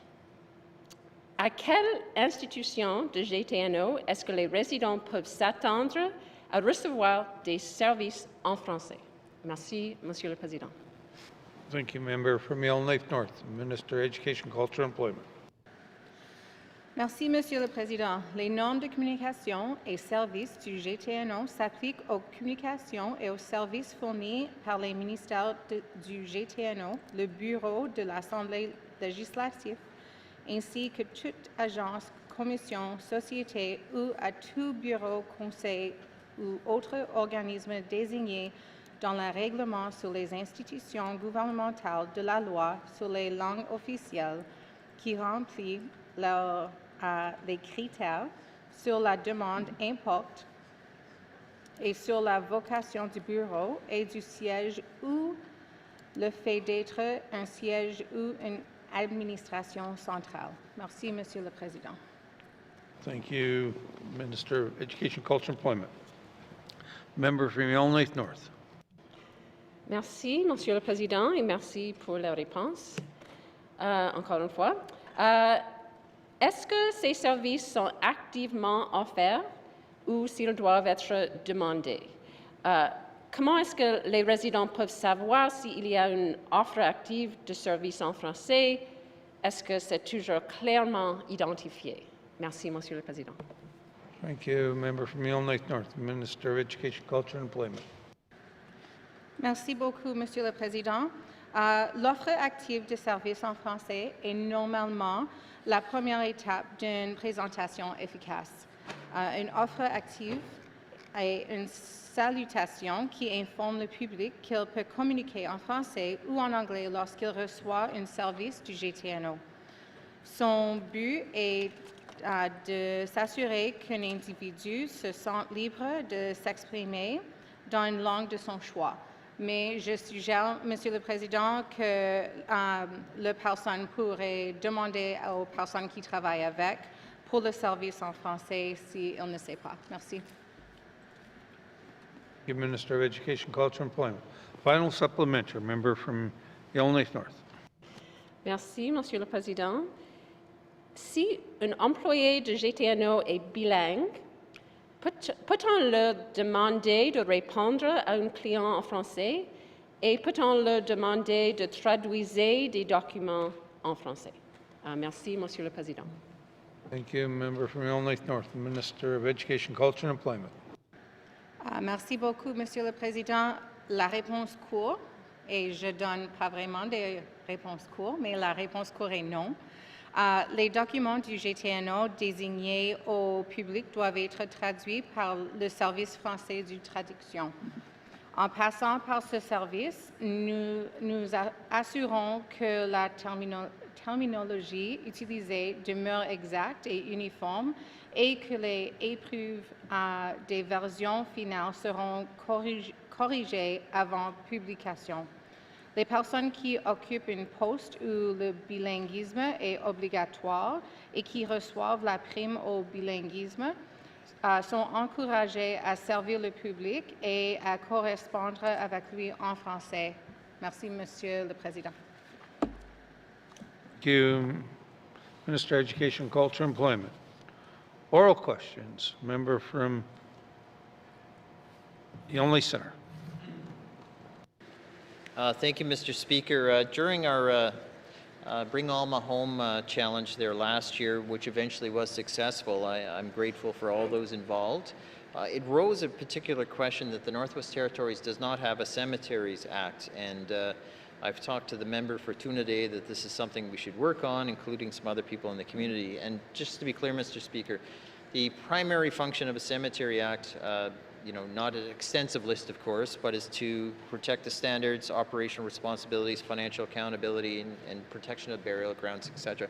And I'm sure there are many more nuances to it than that. Mr. Speaker, my question is in particular, I will be directed to the minister who's charged with being the House Leader. So is there a reason why the government does not have a Cemeteries Act? Thank you.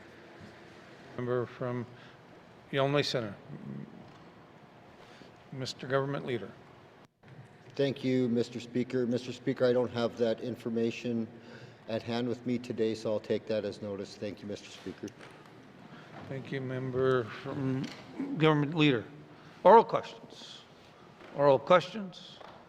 Member from Frame Lake. Thank you, Mr. Speaker. Mr. Speaker, I just want to ask the Minister of ECE on this last day. I'm curious to know where things are at with Aurora College. It's always something I want to find out about during session. So I'm curious to know where we're at with the implementation of the mandate agreement. Is that agreement being reported on anywhere publicly? How is the public to know where Aurora College is at in their progress? Thank you. Member from Frame Lake, Minister of Education, Culture and Employment. Thank you very much, Mr. Speaker. So, Mr. Speaker, currently, Aurora College continues to work through its implementation plan, and I can say that in the last meeting that I was able to have with the Deputy Minister of Education, Culture and Employment, the President of Aurora College and the Chair of the Aurora College Board of Governors, that the implementation plan is on track and in progress right now. So, Mr. Speaker, in that most recent meeting, I also did pass along much of the same comments that we're getting from the member right now, which is that a progress tracker that is updated or updates to that implementation plan that's found in the back of the mandate agreement would be helpful to the public and being able to really tell the success story of the good work that they've been doing over the last bit. Thank you. Thank you, Minister of Education, Culture and Employment. Member from Frame Lake. Thank you, Mr. Speaker. Well, I'm happy to provide a bit of public pressure behind that initiative that the minister just suggested. So would just put my support behind that and would like to see that as well. Mr. Speaker, I know that the college was, or the minister's office was advertising board appointments. How is that process going, and when can we expect to see a fully appointed and, full appointments to the board? Thank you. Member from Frame Lake, Minister of Education, Culture and Employment. Thank you very much, Mr. Speaker. Mr. Speaker, the member is right. Just recently, the deadline passed for the closure of the call for applications to the Board of Governors, and that process is underway, and those announcements will be made imminently. Thank you. Thank you, Minister of Education, Culture and Employment. Final supplementary, member from Frame Lake. Thank you, Mr. Speaker. I appreciate hearing that, and I'm glad to hear that it is imminent. Mr. Speaker, are there any other milestones that the college has coming up in the near future that the public should keep their eye out for? And certainly I will keep my eye out for. Frame Lake, Minister, Education, Culture, Employment. Thank you very much, Mr. Speaker. Mr. Speaker, there are a number of things that the college continues to work on that is found in the implementation plan on page 6 of the mandate agreement. The most exciting piece of that, Mr. Speaker, is that in December, the CAQC from Alberta, so that's the accreditation body, did travel up to the campuses here in the Northwest Territories as part of their process. And they are currently working on that process with Aurora College, and my understanding is that it was quite a successful trip, and that this spring Aurora College intends to come out with very detailed information about what that process has looked like to this point, and what it means for the remainder of 2026 for the college itself. So I very much look forward to being able to share that information once the college puts it out publicly. Thank you very much, Mr. Speaker. Minister of Education, Culture, Employment. Oral questions. Oral questions. Member from Frame Lake. Thank you, Mr. Speaker. Mr. Speaker, as with most sittings, I'd like to ask the Minister of ECC about the ongoing efforts to make targeted amendments to the Waters Act, and would like to do the same this sitting. Mr. Speaker, can the Minister give us an update as to where we are at in that process to make targeted amendments to the Waters Act? Minister of Education, Environment and Climate Change. Thank you, Mr. Speaker. Mr. Speaker, as we've worked through, we've committed to a 3-phase process on the Waters Act itself. We're currently working through phase 1. A tremendous amount of work has been completed in phase 1, and we are very, unfortunately, I cannot give a specific date, but we are very, very close to moving through the first part of our process in phase 1, and hope to have those available very shortly. Thank you, Mr. Speaker. Thank you, Minister of Environment and Climate Change. Member from Frame Lake. Thank you, Mr. Speaker. I'm not going to pester the Minister for a specific date because he's certainly just said he can't provide one, but I hope very soon. I'm going to interpret that a certain way, so I'm excited to hear that. Mr. Speaker, what will be the next steps for this process once it comes out of what he describes as phase 1? And I'm confused because I know there's a couple different processes going on with the Waters Act, and one of the phases is a much wider set of amendments to the Waters Act, but I think he's talking about the specific phases within the process of making the targeted amendments, and I could be wrong there, but just curious what the next step is for the targeted amendments to be clear. Thank you. Member from Frame Lake, Minister of Environment and Climate Change. Thank you, Mr. Speaker. Mr. Speaker, so as the target amendments have gone through the working group process, there were a couple of items that were still unresolved that the working group was attempting to complete, and as soon as those are complete, that process will be complete as well. Thank you, Mr. Speaker. Minister of Environment and Climate Change. Final supplementary, member from Frame Lake.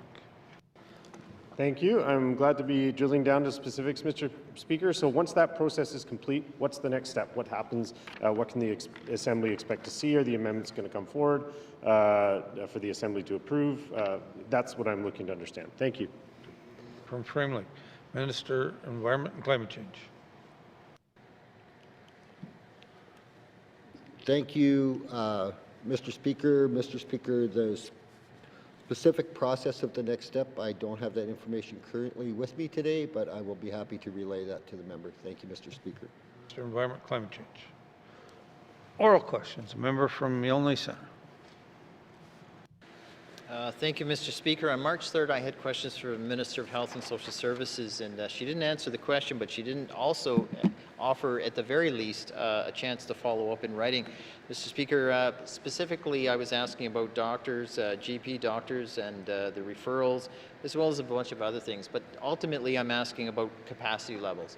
Can the Minister of Health and Social Services speak to the capacity levels of the general practitioner doctors here in the Yellowknife area over the past 12 months? In other words, what's the vacancy and how many locums are we using? Thank you. Member from Yellowknife Centre. Minister of Health and Social Services.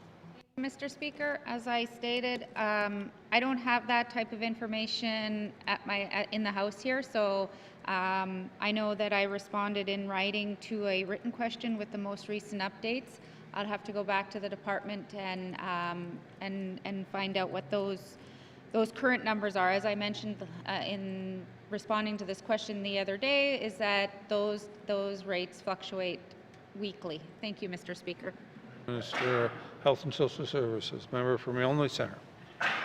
Thank you, Mr. Speaker. Mr. Speaker, I can appreciate the fact that the minister may not have them on her fingertips, but you would think that this is such a high priority we'd have the numbers in real time regularly at her fingertips. That said, would the minister be willing to provide me them directly? Thank you. Member from Milne Centre. Minister of Health and Social Services. Thank you, Mr. Speaker. Mr. Speaker, the Department of Health and Social Services and the NTHSSA and the TCSA and the Hay River Health and Social Services, there's probably 2,000 employees, and if I asked my department to give me the stats every single day, every single sitting, so what we do is I have monthly stats, and I did provide those monthly stats in written statements. What I can do is I can go back to the department and I can send an email to the member with what the current or what was in the written questions. Thank you, Mr. Speaker. Minister of Health and Social Services. Oral questions. Oral questions. Member for Framley. Thank you, Mr. Speaker.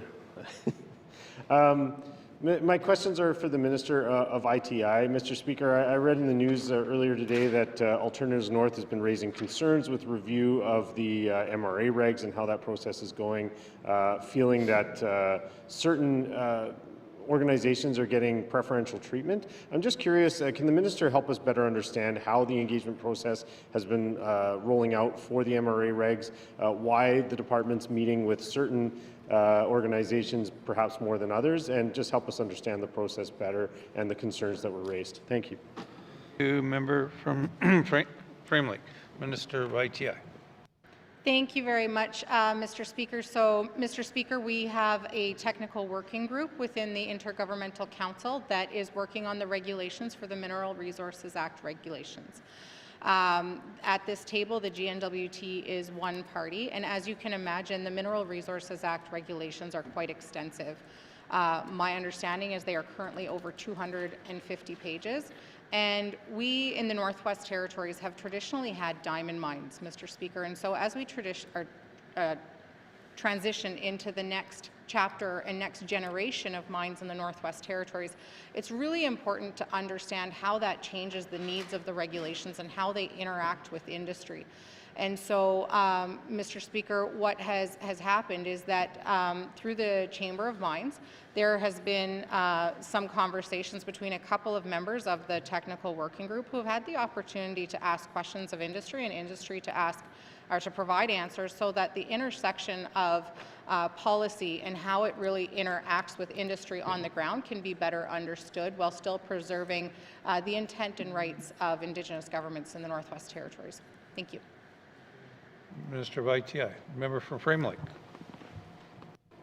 Thank you, Mr. Speaker. And I certainly think that there's merit in engaging specific stakeholders when developing regulations like this, particularly complex ones. However, I think what Alternatives North is pointing out is just is questioning whether there's a level playing field for all stakeholders who are being engaged. So I'd like the minister to comment on that. Will Alternatives North be given similar opportunities to engage with the technical working group to share their thoughts and concerns on the MRA regs?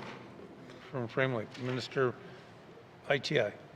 Thank you very much, Mr. Speaker. So, Mr. Speaker, the policy intentions documents were distributed at the end of last year, and so everybody had an equal playing field as far as being able to provide feedback within the policy intentions documents. The conversations really that have happened one-on-one are about, well, what about this part and what about that part and how does that work for industry, and what does this mean at the end of the day? How does this impact investments or attracting investments, or how, based on timing, how much interaction there's going to have to be between Indigenous governments and industry in order to kind of reset agreements and stuff like that. And so making sure, for example, that one another understands each other's mode of doing business has been really important to the process. This is no different, Mr. Speaker, than the conversations that I have, for example, with the daycare sector in regards to the daycare regulations. That's a one-on-one conversation. I'm not talking with, families in the same way I talk to daycares or, for example, education bodies in regards to the Education Act regulations as well. Thank you. Mr. Environment, or ITI. Final supplementary, member from Framley. Thank you, Mr. Speaker. Mr. Speaker, finally, I know Alternatives North sent several letters to the Minister's office on this engagement process, raising several questions, raising concerns. Will the Minister be responding to either or both of those letters? Thank you. Member from Framley. Minister of ITI. Thank you very much, Mr. Speaker. Mr. Speaker, I respond to all the letters that come my way. Thank you. Minister ITI. Oral questions. Member from Great Slave. Thank you, Mr. Speaker. Mr. Speaker, keeping in line with my member statement today and many members' statements today on International Women's Day, I would like to ask the Minister responsible for the status of women, I guess a status update on, there is a proposed MMIWG advisory committee in the work that the GNWT is doing in responding to the calls to justice. I would like to know what's going on with that committee and if it has been formed. Thank you, Mr. Speaker. Thank you. Member from Great Slave. Minister responsible, status of women. Thank you, Mr. Speaker. Mr. Speaker, the Northwest Territories, we created in partnership with NGOs and Indigenous governments, we created a Missing and Murdered Indigenous Women and Girls Advisory Committee in direct response to the calls for justice to ensure Indigenous governments, women's organizations, and 2us LGBTQIA+ organizations have an ongoing and formal role advising government on implementation. Members are appointed directly by Indigenous governments, ensuring legitimacy and community-driven leadership in shaping our collective response. Thank you, Mr. Speaker. Minister responsible for status of women. Member from Great Slave. Thank you, Mr. Speaker, and thank you to the Minister for that. I'm glad the committee has been established. The updates, the last public updates we saw, it wasn't clear. So I'm curious, is the Minister able to share a terms of reference for that said committee? Thank you. From Great Slave. Minister responsible for status of women. Mr. Speaker, of course, I'm able to share that the roles and responsibilities of the advisory committee, including providing advice and guidance to the implementation of the action plan to support the work towards addressing the effects of colonization, as well as racial and gender discrimination at all levels of government. Thank you, Mr. Speaker. The Minister responsible for status of women. Final supplementary. Member from Great Slave. Thank you, Mr. Speaker. Yeah, no, thank you to the Minister for that, and I'm hoping if there are formal terms of references that she could share those with the committee. Mr. Speaker, also, is it possible for the Minister to share what the committee has accomplished thus far in terms of their review of the GNWT's response to the MMIWG calls to justice? Thank you. Member from Great Slave. Minister responsible for status of women.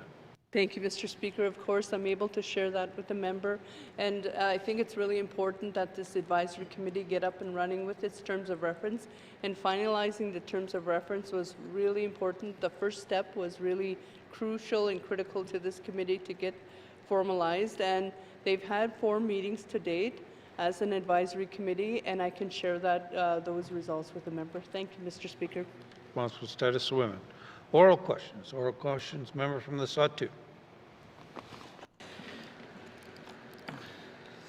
Thank you, Mr. Speaker, and thanks for the opportunity for allowing me to ask a couple of additional questions here to get the message out. As you can understand, Mr. Speaker, the departure of Imperial has drastically impacted our community well-being and economy. My question is to the Strategic Infrastructure Minister. Can the Minister share some of the progress that is underway for the bridge replacements, specifically to the Oscar Creek Bridge relocation and the Smith Creek? Merci. To member from the Sawtooth. Minister responsible for strategic infrastructure, energy, and supply chain. Thank you, Mr. Speaker. Yes, Mr. Speaker, happy to speak to these. Folks may have seen there is now a live RFP out, a procurement event out for Smiths Creek. It's specifically for the design element of that bridge, not necessarily for construction. I would anticipate this may well find itself going through a different path in terms of the procurement for construction, but the RFP is out to get this bridge designed, get that moving. It is long known to be, it's the gateway to the MVH and needs to be replaced. We know that. Let's get that done. Meanwhile, Mr. Speaker, on Oscar Creek Bridge, happy to say as well that there's, again, procurement processes already in progress and looking forward, hopefully, to a decision on that fairly soon so that those two projects, which are just outside of the current EA, are able to advance as quickly as possible. Thank you, Mr. Speaker. Minister responsible for Strategic and Infrastructure, Energy and Supply Chain. Member from the Sud-2. Thank you, Mr. Speaker, and thanks to the Minister for that update. Certainly that's welcoming news there to the unemployed, or to be unemployed. My last question to Mr. Speaker is on the Mackenzie Valley Highway progress and procurement. Can the Minister's Strategic Infrastructure share some of the timelines on that project? Thank you. From the Sud-2. Minister responsible, or Minister Strategic Infrastructure, Energy and Supply Chain. Thank you, Mr. Speaker. Yes, Mr. Speaker, the timelines continue to change, but they continue to change because we continue to find ways to shave some time off and to condense some of these timelines. We're feeling that pressure not only from the residents throughout the Northwest Territories, but really some expectation on the part of what we're expected to be delivering from a national projects type of event. So we are, with that, Mr. Speaker, aiming to be out in a procurement event next year. So that will require us now to be making some decisions about what kind of procurement this will be. We have that information now. We've just recently done an evaluation of what it might look like to procure a major project like this. We have that in hand. We can make those decisions. And as I say, our target now is to have this in a procurement state ready for next calendar year. Thank you, Mr. Speaker. Minister responsible for Strategic Infrastructure, Energy and Supply Chain. Member from the Sud-2. Good. Member.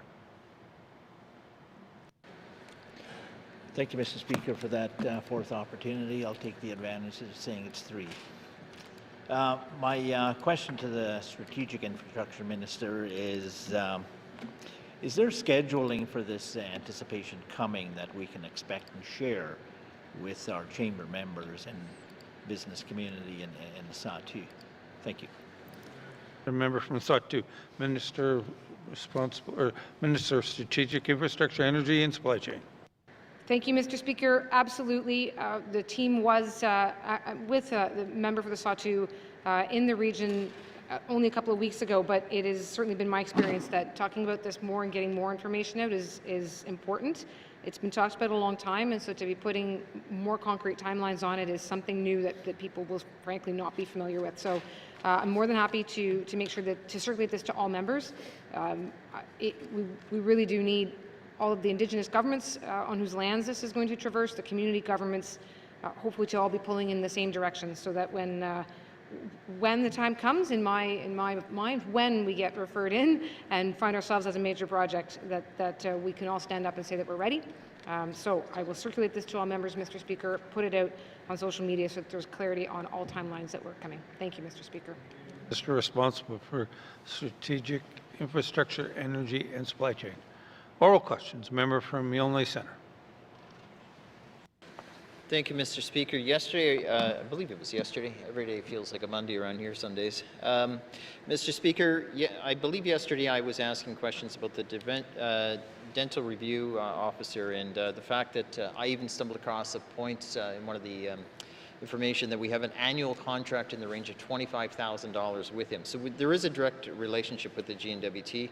I'd submitted a bunch of questions on, I believe, February 11th, and I'm still waiting for those answers. Can the minister update the House, and particularly, obviously, me, because we have a lot of people hinging on these answers in the background in the dental industry wanting some true transparency. Can the minister tell me when she'll be responding to my questions? Thank you. Thank you. Member from Milne Centre. Minister, Health and Social Services. Thank you, Mr. Speaker. Mr. Speaker, when the department staff get back to me, then I'll be able to respond. I know that my office did let the member know that they're going to, we responded to the initial questions and then came back with a whole nother list of questions, so those went back, and so as soon as my office receives them, then we'll send them on to the member. Thank you, Mr. Speaker. Thank you, Minister of Health and Social Services. Member from Yellowknife Centre. Mr. Speaker, there is some truism to the statement just made. What I'll say is I sent the email on the 11th. There was a follow-up on the 12th saying I'm reasonable. Yeah, you need a little more time. Mr. Speaker, all of these questions are simple questions. This isn't my question, but they're simply asking about their appointment start dates, their mandate letter, etc. Most of this is very easy information.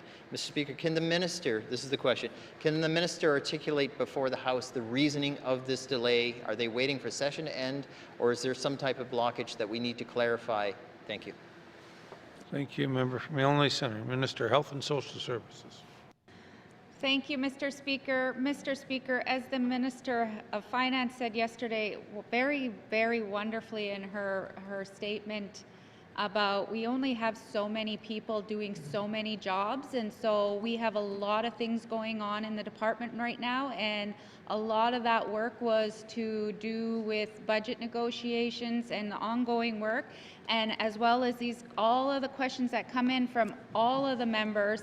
As soon as my office receives those answers, I will be forwarding them on. When my office receives answers from the department or from NTHSSA or from TCSA or from Hay River, they are vetted through my office as soon as we get them. I do not hang on to them. Thank you, Mr. Speaker. For Health and Social Services. Member from Yellowknife Centre. Mr. Speaker, these are very simple, uncomplicated questions. They're not tied up with hypotheticals or trickiness. They are honest and genuine questions. Mr. Speaker, is the minister suggesting that the department is incapable to responding in a timely way to members? Member from Yellowknife Centre. Minister of Health and Social Services. Mr. Speaker, as I mentioned, there are many things. They also asked for a 3-year full cost breakdown. That would have to go back to our finance people that are working currently on a lot of other things for this sitting. And so as those things, they are, we prioritize them as they come in. And so all of the pieces of the questions may not be to the same person. So as we get the answers to my office, I will respond to the member. Thank you, Mr. Speaker. Health and Social Services. Oral questions. Member from Mackenzie Delta. Thank you, Mr. Speaker. Further to my member statement, my questions are directed to the Premier. With several jurisdictions across North America reviewing or moving towards permanent standard time, should the Northwest Territories also examine whether maintaining daily savings time remains in the best interest of the residents of the Northwest Territories? Thank you, Mr. Speaker. Thank you, member from Mackenzie Delta. Mr. Premier. Thank you, Mr. Speaker, and thank you for the question. In 2022, the government of the Northwest Territories put out a survey about ending time change. I think it's probably the most popular survey we've ever put out. There was about 3,000 responses in 2 days. 87% of the people who responded are in favor of ending seasonal time change. The reason that we haven't done it yet is because we are so closely tied to Alberta that we want to ensure that we can maintain the same time as them. Because we have lots of medical appointments, we do lots of business with Alberta, there's flights, all of those things, and we don't want to cause any problems. It's also a big issue, it's also a lot of work to end time change. You have to contact Google and Microsoft and Apple, and you're on the phone talking to these companies trying to get it done. And we've learned from our friends in the Yukon that it is quite an ordeal to do it alone. And so I was very encouraged when British Columbia ended, and I was very encouraged when Premier Smith noted that they're doing some consultation to look at ending time change, and I let her know that as soon as Alberta ends time change, we'll be right there with them, and we're ready to go. Thank you, Mr. Speaker. Premier. Oral questions. Member from Mackenzie Delta. Thank you, Mr. Speaker. Given the research linking time changes to disruption in sleep, workplace safety, and overall well-being, Why should residents continue to experience these impacts if the benefits are uncertain? Thank you, Mr. Speaker. Member from Mackenzie Delta, Mr. Premier. Thank you, Mr. Speaker. I feel certain there's no benefits to changing our clocks twice a year. It's a strange ritual that we've all gotten into, and I'm anxious to get out of it. And it's a valid point. Why are we still doing it? And it is because it's an ordeal to end time change. I believe the Yukon spent a significant amount of money and spent a significant amount of time working through those efforts. And so there's that reason, and then the reason because we are so closely tied to Alberta. But if Alberta moves, we are ready to go. We have legislation in place where the Minister of Justice just needs to basically snap his fingers, and the changes will be made, and legally we will have ended time change. Thank you, Mr. Speaker. Member from Mackenzie Delta. Thank you, Mr. Speaker. Considering the extreme seasonal daylight variations in the Northwest Territories, what practical benefits does adjusting clocks actually provide for northern communities? Thank you, Mr. Speaker. From Mackenzie Delta, Mr. Premier. Thank you, Mr. Speaker. And the only practical benefit I can see is being in alignment with Alberta as the jurisdiction where we have lots of medical travel and we do lots of trade with.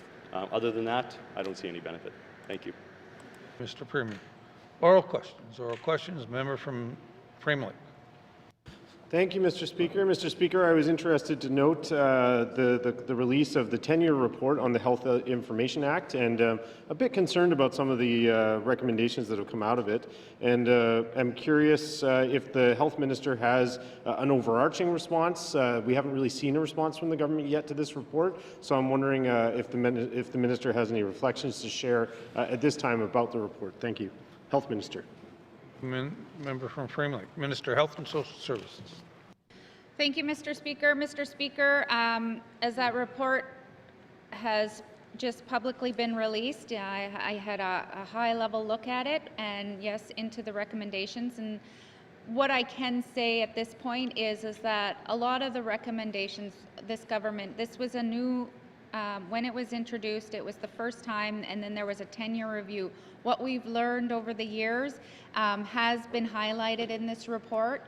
As we tried to work as one government, there are many, when we look at integrated case management, there becomes areas of that area. When we're trying to do statistics, our legislation has been, let's say, is there to protect the information of health, but many users of the system now, as government and even residents, are finding that it sometimes is a little too strict, so that it's not allowing for us to do certain things. There are pieces in that, and we'll continue to analyze that, and then as this report goes, as we delve into this report, then we can respond to those recommendations. Thank you. Thank you, Minister of Health and Social Services. Member from Frame Lake. Thank you, Mr. Speaker. Mr. Speaker, one recommendation in the report or issue raised is that of snooping. Mr. Speaker, I've spoken with constituents about this. It is an extremely violating experience for people when something like that happens. Mr. Speaker, is the minister committed to investigating, strengthening our Health Information Act to establish a snooping law, as noted in the Cabinet Radio article on this subject today? Mr. Speaker, are we looking into addressing the serious issue of snooping more seriously in the Health Information Act? Thank you. Member from Frame Lake, Minister of Health and Social Services. Thank you, Mr. Speaker. Mr. Speaker, since I've become the minister and somebody who's worked in the health system for many, many years, yes, when people access health care and their confidentiality of their health records is probably one of the most important documents that we need to ensure that we can show public trust that this kind of a document within our hands is protected. That means protected to be utilized for the purposes that it's intended to. And when people in our system breach that trust, that creates it creates a distrust in our whole system. and it could impact patient care. And so, yes, I do believe that there are pieces in our legislation that could, fine and do those types of things to within the snooping. But what I can say at this point is that we will take that back. As a government, we will make those decisions once we have those recommendations put forward. But I do agree that we need to make sure that people know that this is not okay. Thank you, Mr. Speaker. Thank you, Minister of Health and Social Services. Final supplementary, member from Frame Lake. Thank you, Mr. Speaker. We didn't quite get to a commitment there, but I will just say, Mr. Speaker, that I strongly encourage the minister to establish and strengthen snooping.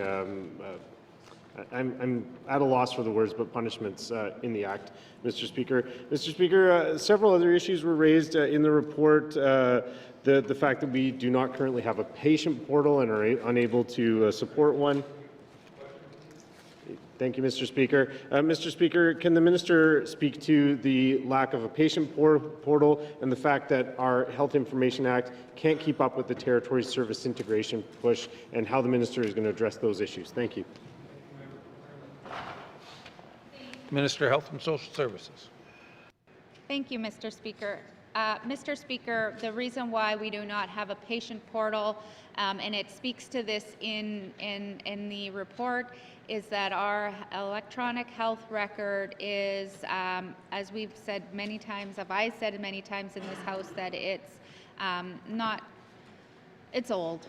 It can't do any new things, new shiny things. And so we need a new shiny thing so that we can get a patient portal, and that is what we're working towards, and we're hoping to be able to have this RFP released soon. Thank you, Mr. Speaker. Thank you, member from Minister of Health and Social Services. Oral questions. Oral questions. Colleagues, in recognition of the time, we're going to take a brief break.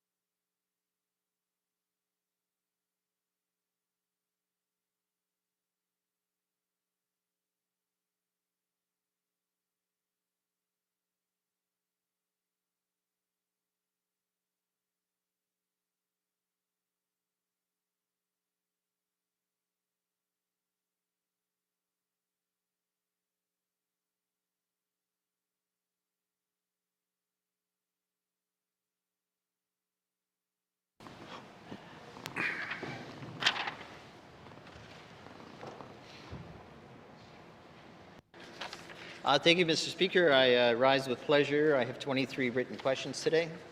I'm kidding, I have 3. It's nice to see people are paying attention. So, Mr. Speaker, my first written question today is regarding the Mackenzie Valley fiber optic line. Mr. Speaker, there are concerns that the Mackenzie Valley fiber link, brackets MVFL, is not building capacity and growing the economy as required. My questions are for the minister responsible for the strategic energy infrastructure and supply chains. Number 1, how much is the Northern Lights Consortium and Northwest Teller being paid by the government of the Northwest Territories to manage the MVFL through partnership arrangements broken down by the project phase and the lifespan of the assets? And furthermore, please provide a copy of the management agreement between all parties and the GNWT. Number 2, to confirm the status of the MVFL and the non-revenue generating asset, how many businesses and personal customers are currently accessing the MVFL, along with a breakdown of the financial costs of that access? Number 3, the MVFL was installed with Inuvik as the anchor tenant and the communities along the route to be hooked up to the fiber line. When will the communities be connected to fiber optic line? Provide the planned schedule of the implementation by community, including all associated costs. Number 4, the Mackenzie Valley fiber optic line is one of the most important economic assets in the Northwest Territories. What is the total amount of revenue leakage of the the MVFL to other provinces and territories to date, and projected for the remainder term of the partnership arrangements? And 5, finally, what are the costs and analysis of the economic impact of similar major digital infrastructure in other provinces and territories to their economies? Thank you, Mr. Speaker. That's the first question. Member from Milne Centre. Thank you, Mr. Speaker. My second question is with respect to cost of living. Mr. Speaker, Northerners across the territory continue to face growing and persistent pressures from the high cost of fuel, food, housing, and other essential goods and services. Challenges that are especially acute in remote and small communities where supply chains are limited and affordability options are few. My questions are for the Premier. Can a list of programs and services be provided that support lowering the cost of living across departments? Number 2, what immediate short-term affordability measures are the government prepared to implement now to help Northerners facing high fuel, food, and high housing costs? Number 3, how is the government measuring progress on its cost of living strategy across departments, and what specific performance indicators, targets, and timelines are being used to demonstrate measurable reductions in fuel, food, and housing costs for residents? Number 4, what mechanisms are in place to develop affordability measures with the Indigenous governments, community governments, and local non-governmental organizations, and how will community input concretely shape program design, eligibility, and delivery in small and remote communities? And number 5, Mr. Speaker, what steps is the government taking to harmonize equitability rules, application process, and payment schedules across affordability programs such as energy rebates, housing supports, and income assistance to reduce administrative burdens on residents and prevent benefit overlaps? Thank you, Mr. Speaker. Milne Centre. Written questions. Member from Milne Centre. And finally, Mr. Speaker, one of my most favorite subjects I'd like to raise here, the senior envoy. Mr. Speaker, the Government of the Northwest Territories has appointed a senior envoy to the Government of Canada to strengthen intergovernmental relations and advance territorial priorities, they say. My questions are for the Premier. Number 1, can the Premier provide a month-by-month breakdown of all individuals and organizations the senior envoy has met with in the calendar year of 2025, identifying the names and positions of those met, along with the dates, locations, and purpose of each meeting or engagement? Number 2, can the Premier provide a detailed monthly breakdown of all expenses incurred by the senior envoy in the past year, including per diems, travel expenses, hospitality costs, and all other reimbursements or claimed expenditures? Number 3, can the Premier identify on a month-to-month basis for the past year the results or outcomes that can be directly attributed to the Senior Envoy's advocacy on behalf of the Government of the Northwest Territories, including any federal decisions, funding, commitments, or policy changes achieved during that period? And the final question, Mr. Speaker, number 4, can the Premier provide the Senior Envoy's annual work plan for the past year, which includes a summary of the Senior Envoy's work initiatives, including the objectives, assigned tasks, timelines, and any other progress or performance assessments completed during each month? Thank you, Mr. Speaker. Center. Written questions. Written questions. Returns to written questions. Returns to written questions. Replies to the Commissioner's address. Replies to the Commissioner's address. Petitions. Petitions. Reports of committees on the review of bills. Reports on committee review of bills. Reports on standing and special committees. Reports on standing and special committees. Tabling of documents. Mr. Premier. Mr. Speaker, I wish to table the following documents: United Nations Declaration on the Rights of Indigenous Peoples Action Plan Committee Report, Action Plan Report, March 2026. Thank you. Premier. Tabling of documents. Minister of Finance. Mr. Speaker, I wish to table the following document, Government of the Northwest Territories, Summary of Commitments to Enhance the 2026-27 Main Estimates. Thank you, Mr. Speaker. Thank you, Minister of Finance. Table of documents. Member from Mackenzie Delta. Mr. Speaker, I wish to table the plain language summary for Bill 46, Prevention of Proceedings that Hamper Expression on Matters of Public Interest Act. Thank you, Mr. Speaker.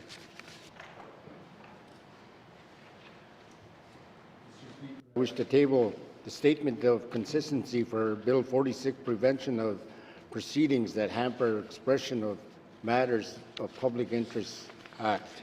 Thank you, Mr. Speaker. To member from Mackenzie Delta.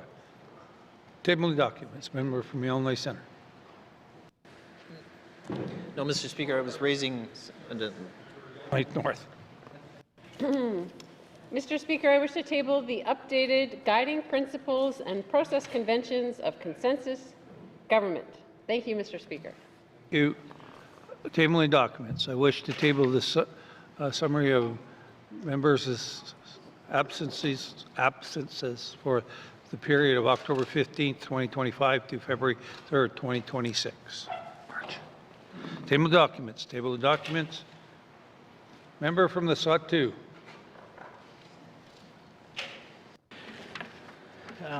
Mr. Speaker, can we go back to the recognition of visitors in the gallery, please? Member from the Sawtoo is asking unanimous consent for recognition of visitors in the gallery. Seeing no nays, recognition of visitors in the gallery. Mr. Premier. Thank you, Mr. Speaker. I've been honored to be joined by a delegation today from the Tligotli-Gotenay government. I'm not quite sure all who's in the building, but I will recognize the list I have here. I see President Sherry Hodgson, Vice President Heidi Hodgson, Treasurer Secretary Jackie McDonald, Director Laurel McDonald, Director Lisa McDonald, Chief Negotiator for our former MP Ethel Blondin Andrew, Elder and Community Advisor Margaret McDonald, Legal Counsel David Rolfe, and Advisor Paul Tan. And I'm excited to welcome them to the Assembly for a celebration on their Self-Government Agreement Act. Thank you, Mr. Speaker.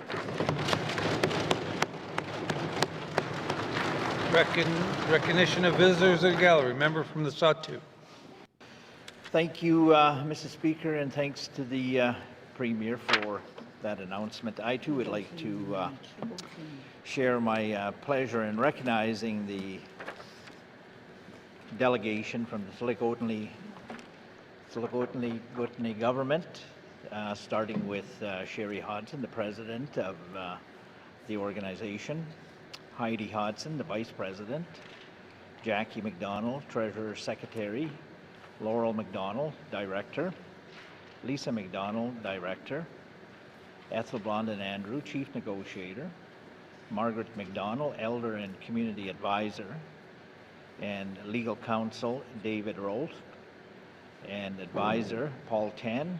Welcome to the Assembly and welcome to the celebration on the self-government status. Thank you, member from Satu. Recognition of visitors in the gallery. Member from Tuna-Day-Willity. Thank you, Mr. Speaker. I too would like to recognize the Totonac government that are here, and also former MP Ethel Blondin. It's good to see her here. Welcome. And also I would like to recognize Bertha Kavik, one of the translators here as well. Thank you, Mr. Speaker. From Tuna. Thank you, member from Tuna-Day-Willity. Recognition of visitors in gallery. Recognition visitor gallery. The member in the Premier recognized this exciting moment, and we're looking forward. We'll try to get everything done by 2 o'clock so we can have your celebration. So something that you well deserved. So welcome to our assembly. Tabling the documents. Tabling the documents. Notice of motions. Notice of motions. Motions. Motions. Notice of motions. First reading the bills. Oh, sorry. A little bit too quick there. Trying to get done by 2. Member from Yellowknife North. Thank you, Mr. Speaker. I suspect we'll all welcome this motion. I move, seconded by the Honourable Member for Thabatcha, that notwithstanding Rule 2.1, when the House adjourns on Friday, March 6, 2026, it shall be adjourned until Wednesday, May 27, 2026. And further, that any time prior to May 27, 2026, if the Speaker is satisfied after consultation with the Executive Council and members of the Legislative Assembly that the public interest requires that the House should meet at an earlier or later time during the adjournment, the Speaker may give notice, and thereupon the House shall meet at the time stated in such notice and shall transact its business as it has been duly adjourned to that time. Thank you, Mr. Speaker. Thank you, member from Yellowknife North. Motions. Motions. Oh, sorry. Motions in order. To the motion. Question has been called. All those in favor? Yay. All those opposed? All those abstaining? Motion carried. Now I can go motions. Motions. Notice of motion, first reading the bills. Notice of motions for first reading the bills. First reading the bills. First reading the bills. Second reading the bills. Second reading bills. Member from Mackenzie Delta. Thank you, Mr. Speaker. Mr. Speaker, I move second by the honourable member from Tuna-Day-Willity that Bill 46, Prevention of Proceedings that Hamper Expression on the Matters of Public Interest Act, be read for a second time. I am pleased to introduce the second reading Bill 46, Prevention of Proceedings that Hamper Expression of Matters of Public Interest Act. This is a bill to encourage people to express themselves on matters of public interest and to promote free and open debate on those matters. Another word for this type of legislation is anti-SLAPP legislation. A SLAPP is a strategic lawsuit against public participation. SLAPPs are lawsuits used to delay or silence individuals who speak out on matters of public interest. The bill offers protection to people being sued in court for expressing themselves on matters of public interest. The purpose is to protect innocent people from being bullied or gagged by lawsuits just for speaking their mind. This type of legislation exists in many jurisdictions across Canada. This House adopted a motion to develop this type of legislation back in the 18th Assembly. I look forward to working with my colleagues to move this important and long overdue bill through the House. Thank you, Mr. Speaker. Thank you, member from the Mackenzie Delta. To the motion. Question has been called. All those in favor? Yay. All those opposed? All those abstained? The motion is moved to committee, right? Moved to committee. Second reading of bills. Second reading of bills. Consideration in committee of the whole and bills and other matters with the member from the Decho. Or no, yeah, Decho in the chair.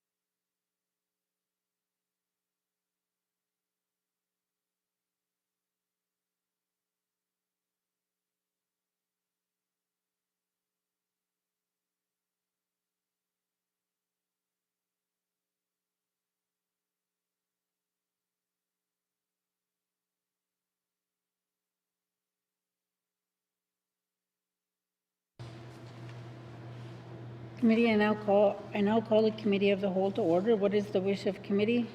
Member for Nuvik Bootleg. Thank you, Madam Chair. Madam Chair, the committee wishes to consider Committee Report 39-20(1), Standing Committee on Procedure and Privileges Report on the review of the review of the rules of the Northwest Territories Legislative Assembly, number 3. Thank you, Madam Chair. Does committee agree? Thank you. Committee, we will proceed with the first item. Committee, we have agreed to consider Committee Report 39-20(1), Standing Committee on Procedure and Privileges Report on the review of the rules of the Northwest Territories Legislative Assembly, number 3. I will now go to the Chair of the Standing Committee on Procedures and Privileges for any opening comments. Member for Great Slave. Thank you, Madam Chair. Madam Chair, in November and December of 2025, the committee received correspondence from Speaker Thompson requesting a review of certain rules of the Northwest Territories Legislative Assembly. Specifically, the committee was asked to consider time allowed for closing debate, length of time for oral questions, the role of the Speaker when a member proposes an emergency debate, and if the rules should be changed to clarify process regarding reporting bills that have been referred to a standing committee for consideration. The committee continues to examine the process regarding reporting bills, but has considered the remaining matters and has delivered its report to the House on March 4th, 2026. Individual members may have additional comments. Thank you, Madam Chair. Thank you. We'll now go to the floor to general comments on Committee Report 39-20(1). See no further comments. Member for Great Slave. Thank you, Madam Chair. I move that this committee recommends that Rule 3.5(1) of the Consolidated Rules of the Northwest Territories Legislative Assembly be amended to replace, quote, subject to the following conditions, end quote, with, quote, if the Speaker is satisfied that the following conditions have been met, end quote. Thank you, Madam Chair. The motion is in order to the motion. Question has been called. All those in favor? All those opposed? All those abstaining? The motion is carried. Thank you, committee. Do you agree that you have concluded consideration of Committee Report 39-20(1), Standing Committee on Procedure and Privilege Report on the review of the rules of the Northwest Territories Legislative Assembly, number 3? Thank you, committee. We will now conclude consideration of Committee Report 39-20(1), Standing Committee on Procedures and Privileges Report on the review of the rules of the Northwest Territories Legislative Assembly, number 3.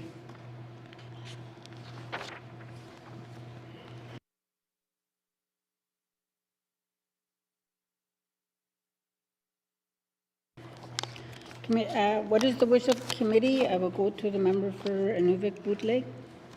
Thank you, Madam Chair. Madam Chair, I move the chair rise and report progress. Thank you. The motion is in order.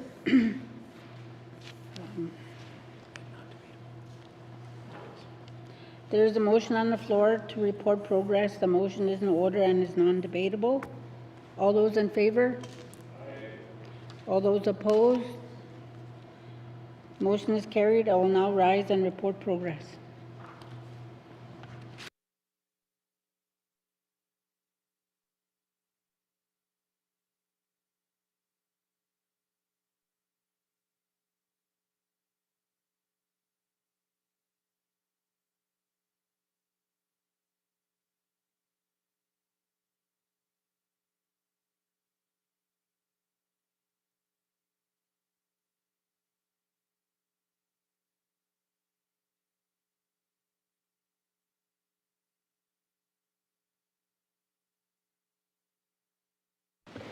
Member from the Decho. Mr. Speaker, your committee has been considering Committee Report 39-20(1) and would like to report progress with one motion carried, and that Committee Report 39-20(1) is concluded, and Mr. Speaker, I move that the report of the Committee of the Whole be concurred with. Seconder. Member from the Nut. All those in favor? All those opposed? All those abstaining? Motion passed. Carried. Motion carried. Oh, reports on Committee of the Whole. Reports on Committee of the Whole. Third reading of bills. Minister of Justice. Mr. Speaker, I move, seconded by the Honourable Member for Hay River South, that Bill 34, Trespass to Property Act, be read for the third time. And Mr. Speaker, I request a recorded vote. Thank you, Mr. Speaker. Thank you, Minister of Justice. To the motion. Question has been called. The Minister of Justice has asked for a recorded vote. All those in favor, please stand.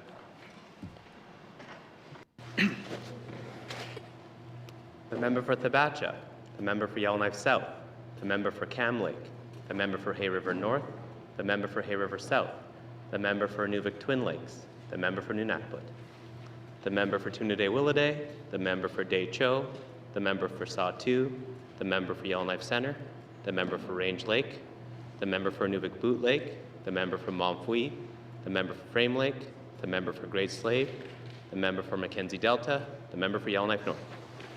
All those opposed, please stand. All those abstaining, please stand.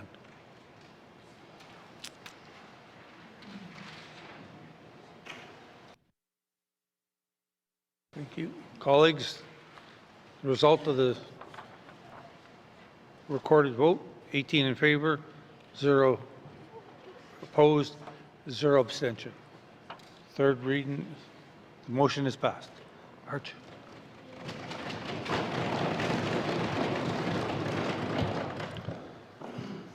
Mr. Clerk, can you please determine whether the Commissioner of the Northwest Territories, the Honourable Gerald Kissoon, is prepared to enter the chambers and assent to the bills?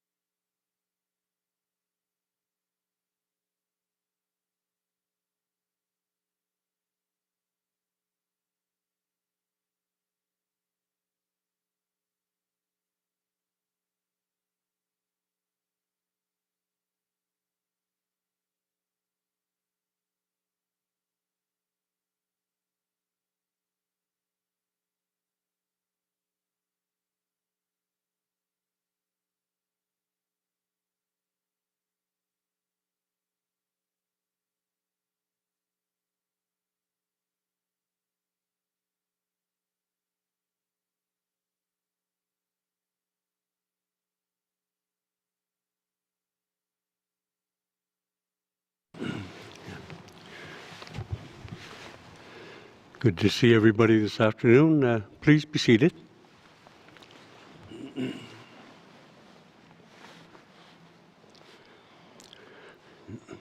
Akana Inuit, Drin Gwinzi Shakutin Kat.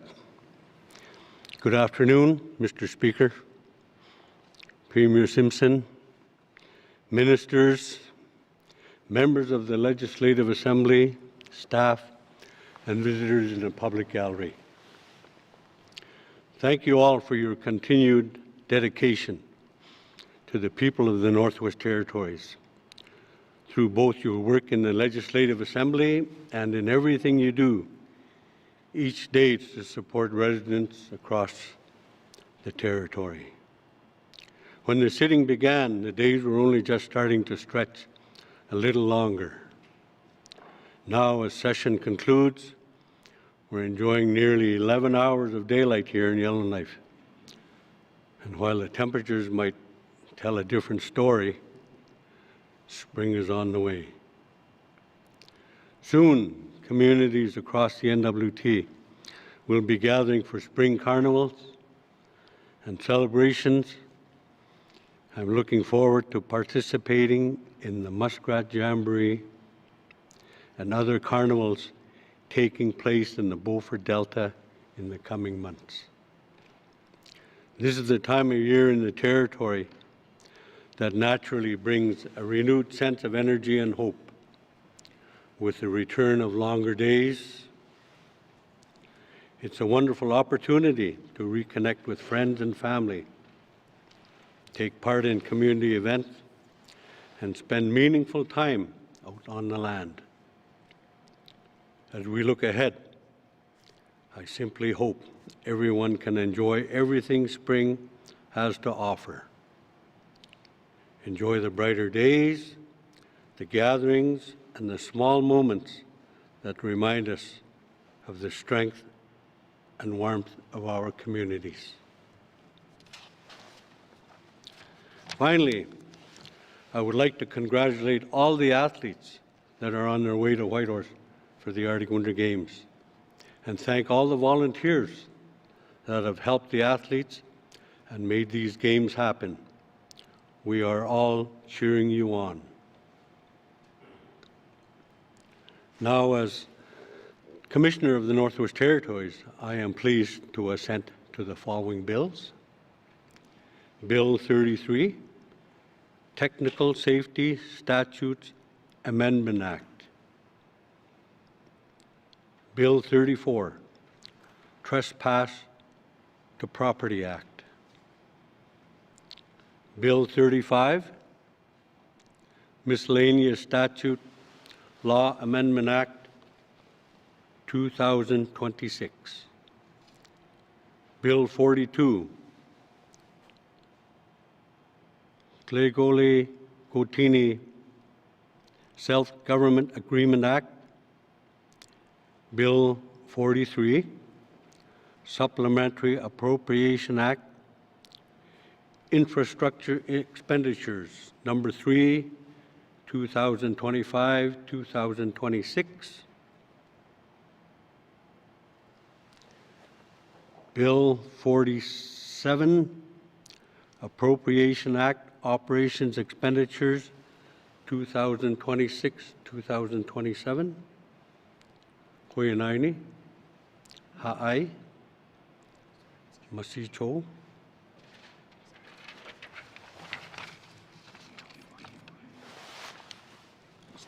Okay.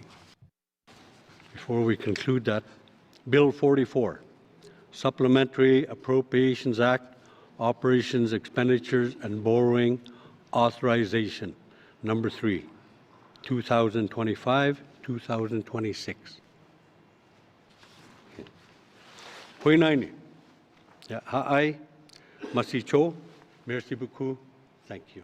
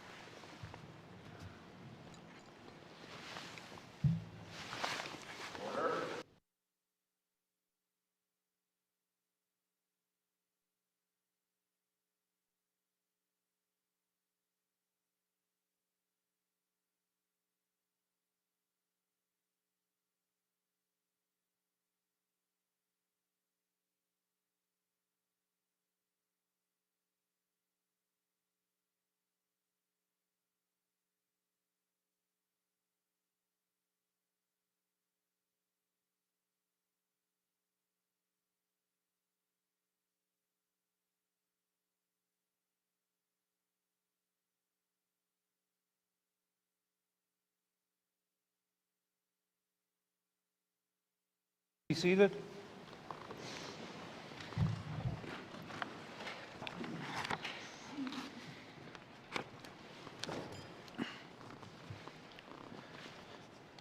I'd like to thank the Commissioner, the Honourable Gerald Soon, for being here today to ascend to our legislation. It is always an honour to have him join us in this chamber. Thank you, Commissioner. Colleagues, I'll be brief because I know we all have things to do and people to see.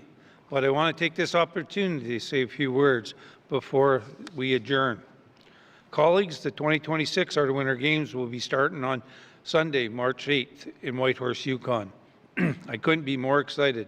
I look forward to attending and showing my support for all our athletes, coaches, and volunteers. This is such a wonderful opportunity for our youth, our athletes, and I want to let them all know we are rooting for them. Please join me in wishing Team NWT the best of luck at the Games.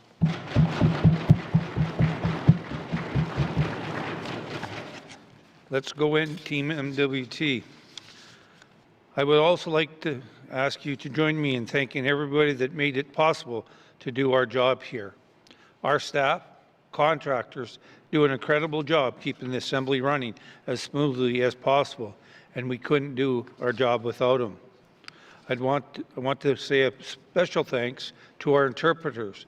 February was Indigenous Language Month, and it was wonderful to see our interpreters hear our Indigenous languages each day. Please join me in thanking our interpreters for their hard work and dedication to preserve and strengthen our languages.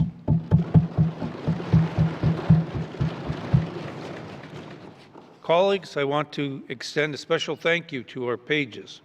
I'm very proud of our PAGE program, which enables us to bring youth from across the territory to join us in this House. The youth are our future, and I believe our PAGE program invests in that future by teaching our youth about our form of consensus government. I'm confident that we will see some of them return in the future as staff or perhaps members of the Legislative Assembly. Please join me in thanking our pages for being here with us and supporting us during the sitting.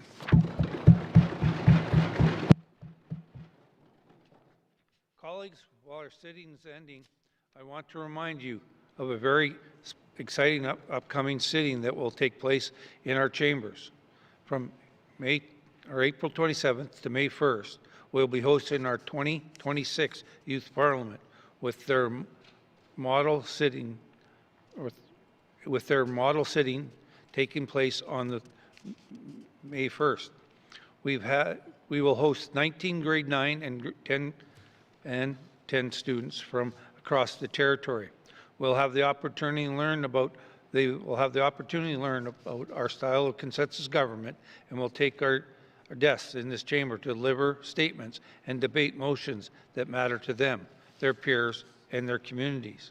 Colleagues, I plan on not just attending our Youth Parliament model session, but I will again serve as their speaker. It is an honor for me to share the chamber with our youth and to have the opportunity to work with them and learn from them. I would like to take a moment to encourage you to participate as well. If possible, take the time to meet with your youth representatives, and please consider giving a few hours of your time to serve our youth parliamentarians. It is a great experience for both members and youth. They are our future, and we are lucky to have this opportunity to work with them, learn from them, and get to know them. Colleagues, as you know, the 2025-26 Electoral Boundary Commission's final report has been tabled in this House and has been moved into the Committee of the Whole for future considerations. I know we are all busy with our roles, but during the intercession, please, I strongly encourage each of you to take some time to read this important report in preparation for upcoming review in Committee of the Whole. Not only will I encourage you to read the report carefully, but I also encourage you to take the opportunity to talk to your constituents and leadership. Listen to what they think.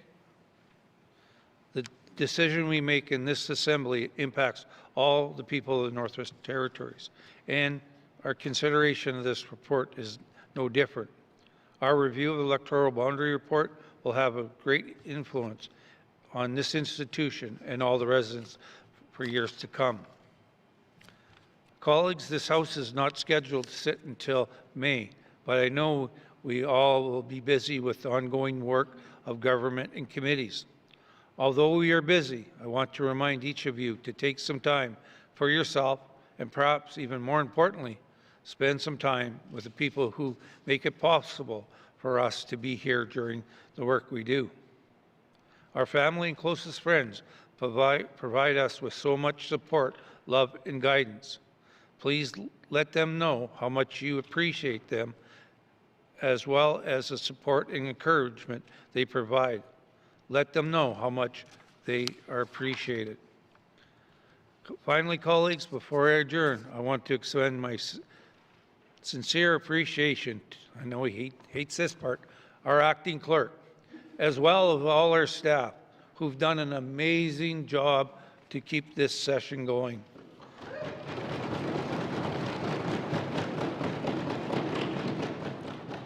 The past months have not been easy, but they have risen to the occasion and provided us with tremendous support. Please join me in thanking them for all that they do to keep this place running as smoothly as possible. Thank you. Orders of the day, Mr. Clerk. Thank you, Mr. Speaker. Orders of the day for Wednesday, May 27th, 2026 at 1:30 p.m. Prayer or reflection, minister statements, member statements, returns to oral questions, oral question 1071-20(1), 1189-20(1), recognition of visitors in the gallery, acknowledgements, oral questions, written questions, returns to written questions, written question 32-20(1), 33-20(1), 34-20(1), 35-20(1), 36-20(1), 37-20(1), replies to the Commissioner's address, petitions, reports of committees on the review of bills, reports of standing and special committees, tabling of documents, notices of motions, motion 76-20(1), 77-20(1). Notice of motion for first reading of bills, second reading of bills, consideration in committee of the whole of bills and other matters. Bill 3, table document 445-20(1), table document 483-20(1). Report of committee of the whole, third reading of bills, orders of the day. Thank you, Mr. Clerk. This House stands adjourned until Wednesday, May 27th, 2026 at 1:30 p.m.